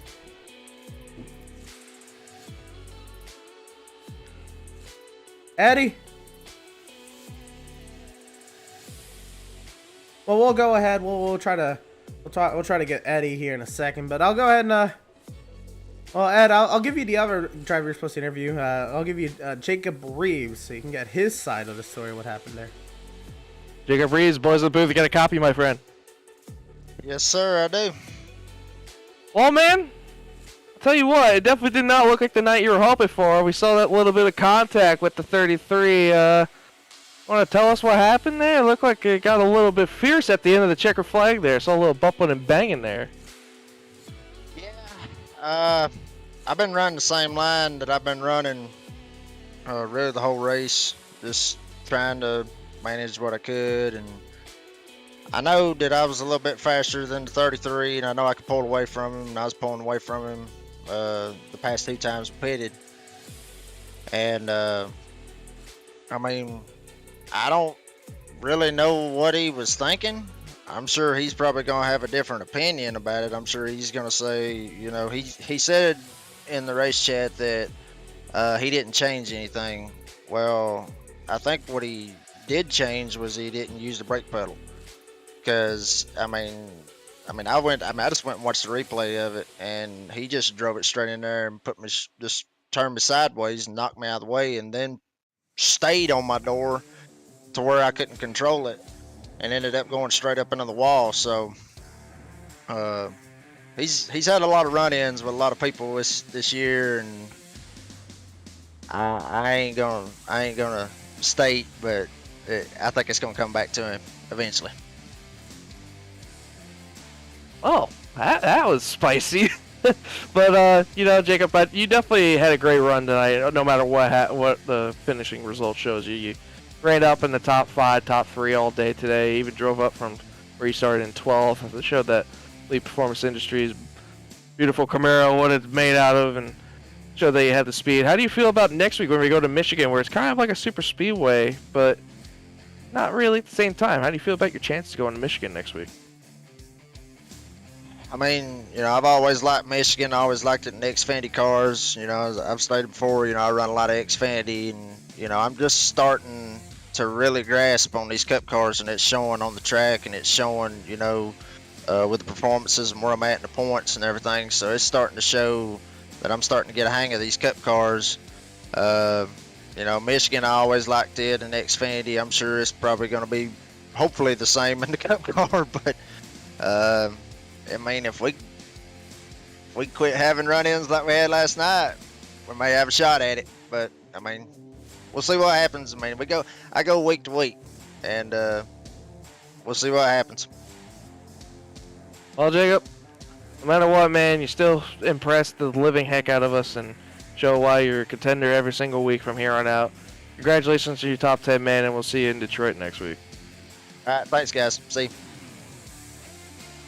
Driver of number 22, Jacob Reeves, bring it home in 6. We're going to try this one more time. And James Gilliard, you got us.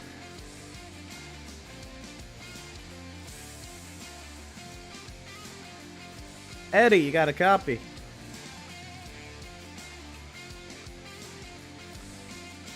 Looks like James Gilliard is not going to be available for interview. We're going to try one more driver tonight.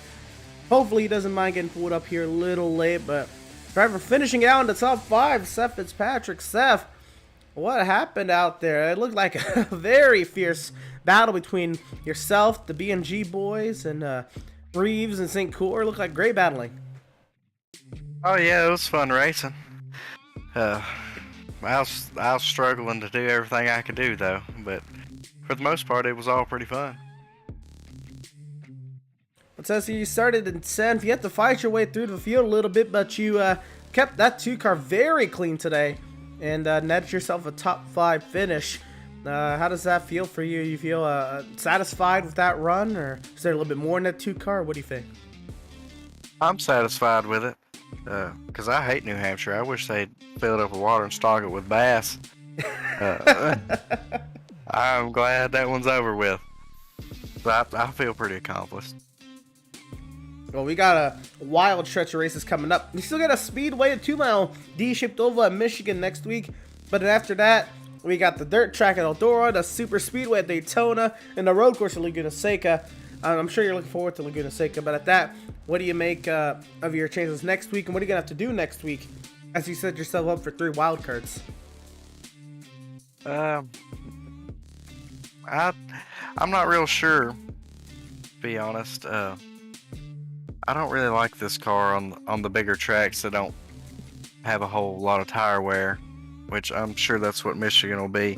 But it could be different. I don't know. But I think you're definitely going to have to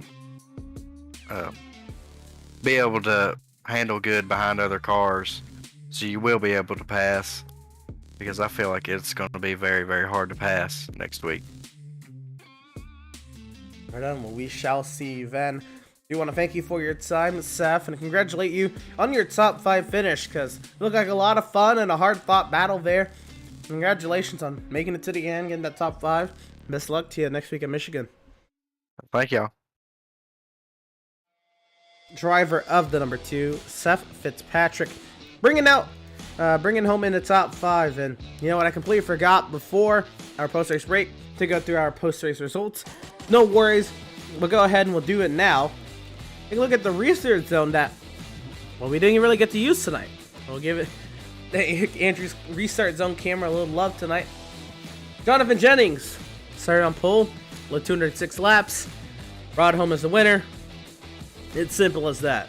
Max Service, last car in the lead lap. He finished 27 seconds back. Let's be real. He's probably going to be 9 or 10 seconds back in the leader. But you heard it there in his interview. He didn't want to get caught up in that battle for third. Max Service, the second car in the lead lap. Last car in the lead lap. And in third place finisher, James Gilliard, first car 1 lap down. Brad Rothwell brought it home in fourth. Third, 1 lap down. Seth Fitzpatrick, 5th, 1 lap down. Jacob Reeves, 6th, 1 lap down. Andrew St. Cor, 7th, 1 lap down. I didn't even realize that. That entire battle for third, Ed, they were all the same lap. And they had 2 laps over the next car. In 8th, which was Daniel Molnix. Jeremiah Sussman brings it home in 9th. And it's Matt Rogers rounding out the top 10. Yeah, it just shows that kind of gap that these guys pulled on everybody. In 11th, we had Adam Gardner, 4 laps down. 12.67 of Doug Solms, 5 laps down, along with Adrian Schumacher in the A2, who finished 13th. 14th, Mike Petrin, 8 laps down. 15th, Scott Bailey, 33 laps down. 16th, Derek Murchie, 121 laps down, who called it early. 17th, Devin Smith in the 95, 188 laps down, who also called it out early. 18th, Tyler Marco after an incident on the back straightaway with Seth Fitzpatrick finishes 202 laps down. 19th, Seth Berger, the second place in points, who had a start and park tonight, 213 laps down. Also start and parking John Mickey in 20th. And that is the 19 drivers that started. John Mickey, he showed up but did not take the green flag. Seth Berger did start and park to make sure he got those points. I'd imagine something came up late there for Seth Berger. But with that being said, I think that's going to do it for us tonight here at New Hampshire. But there's still so much more coming up for us on Pit Stop TV. Couple great road races starting tomorrow. Circuit of the Americas hosting the North American Racing League Porsche Cup Series Season 2, round number 2 from Austin, Texas. Again, Ed mentioned it earlier. Monday night, we broadcasted a 90-minute season finale in GT3 cars of the Lone Star Racing GT3 Series. Circuit of the Americas, it is a fantastic track for sports car racing. And tomorrow, the Porsche Cup cars shall not disappoint. 8:30 p.m. Eastern. Catch the amateur race up first, then the 50-minute Pro-Am race after that. Sunday night, we're back covering the MPI Cup Series action at Road America, Elkhart Lake, Wisconsin's big 4.048-mile road course. Absolutely one of my favorite road courses on the NASCAR schedule. I'm so glad it's hosting a cup race now because it's going to be fantastic Sunday night at 9 p.m. Eastern. And we'll be back in action next Wednesday night from Motor Town with the Michigan International Speedway round number 18 of the Outlaws Sim Series season, 7:30 p.m. Eastern. You won't want to miss it. Ed, again, I know we talked about it earlier, but a great slate of races we got coming up. Yeah, I mean, Circuit of the Americas for the North American Racing League. I mean, you and me are going to be there Sunday night watching those MPI Cup Series guys at Road America with Andrew possibly.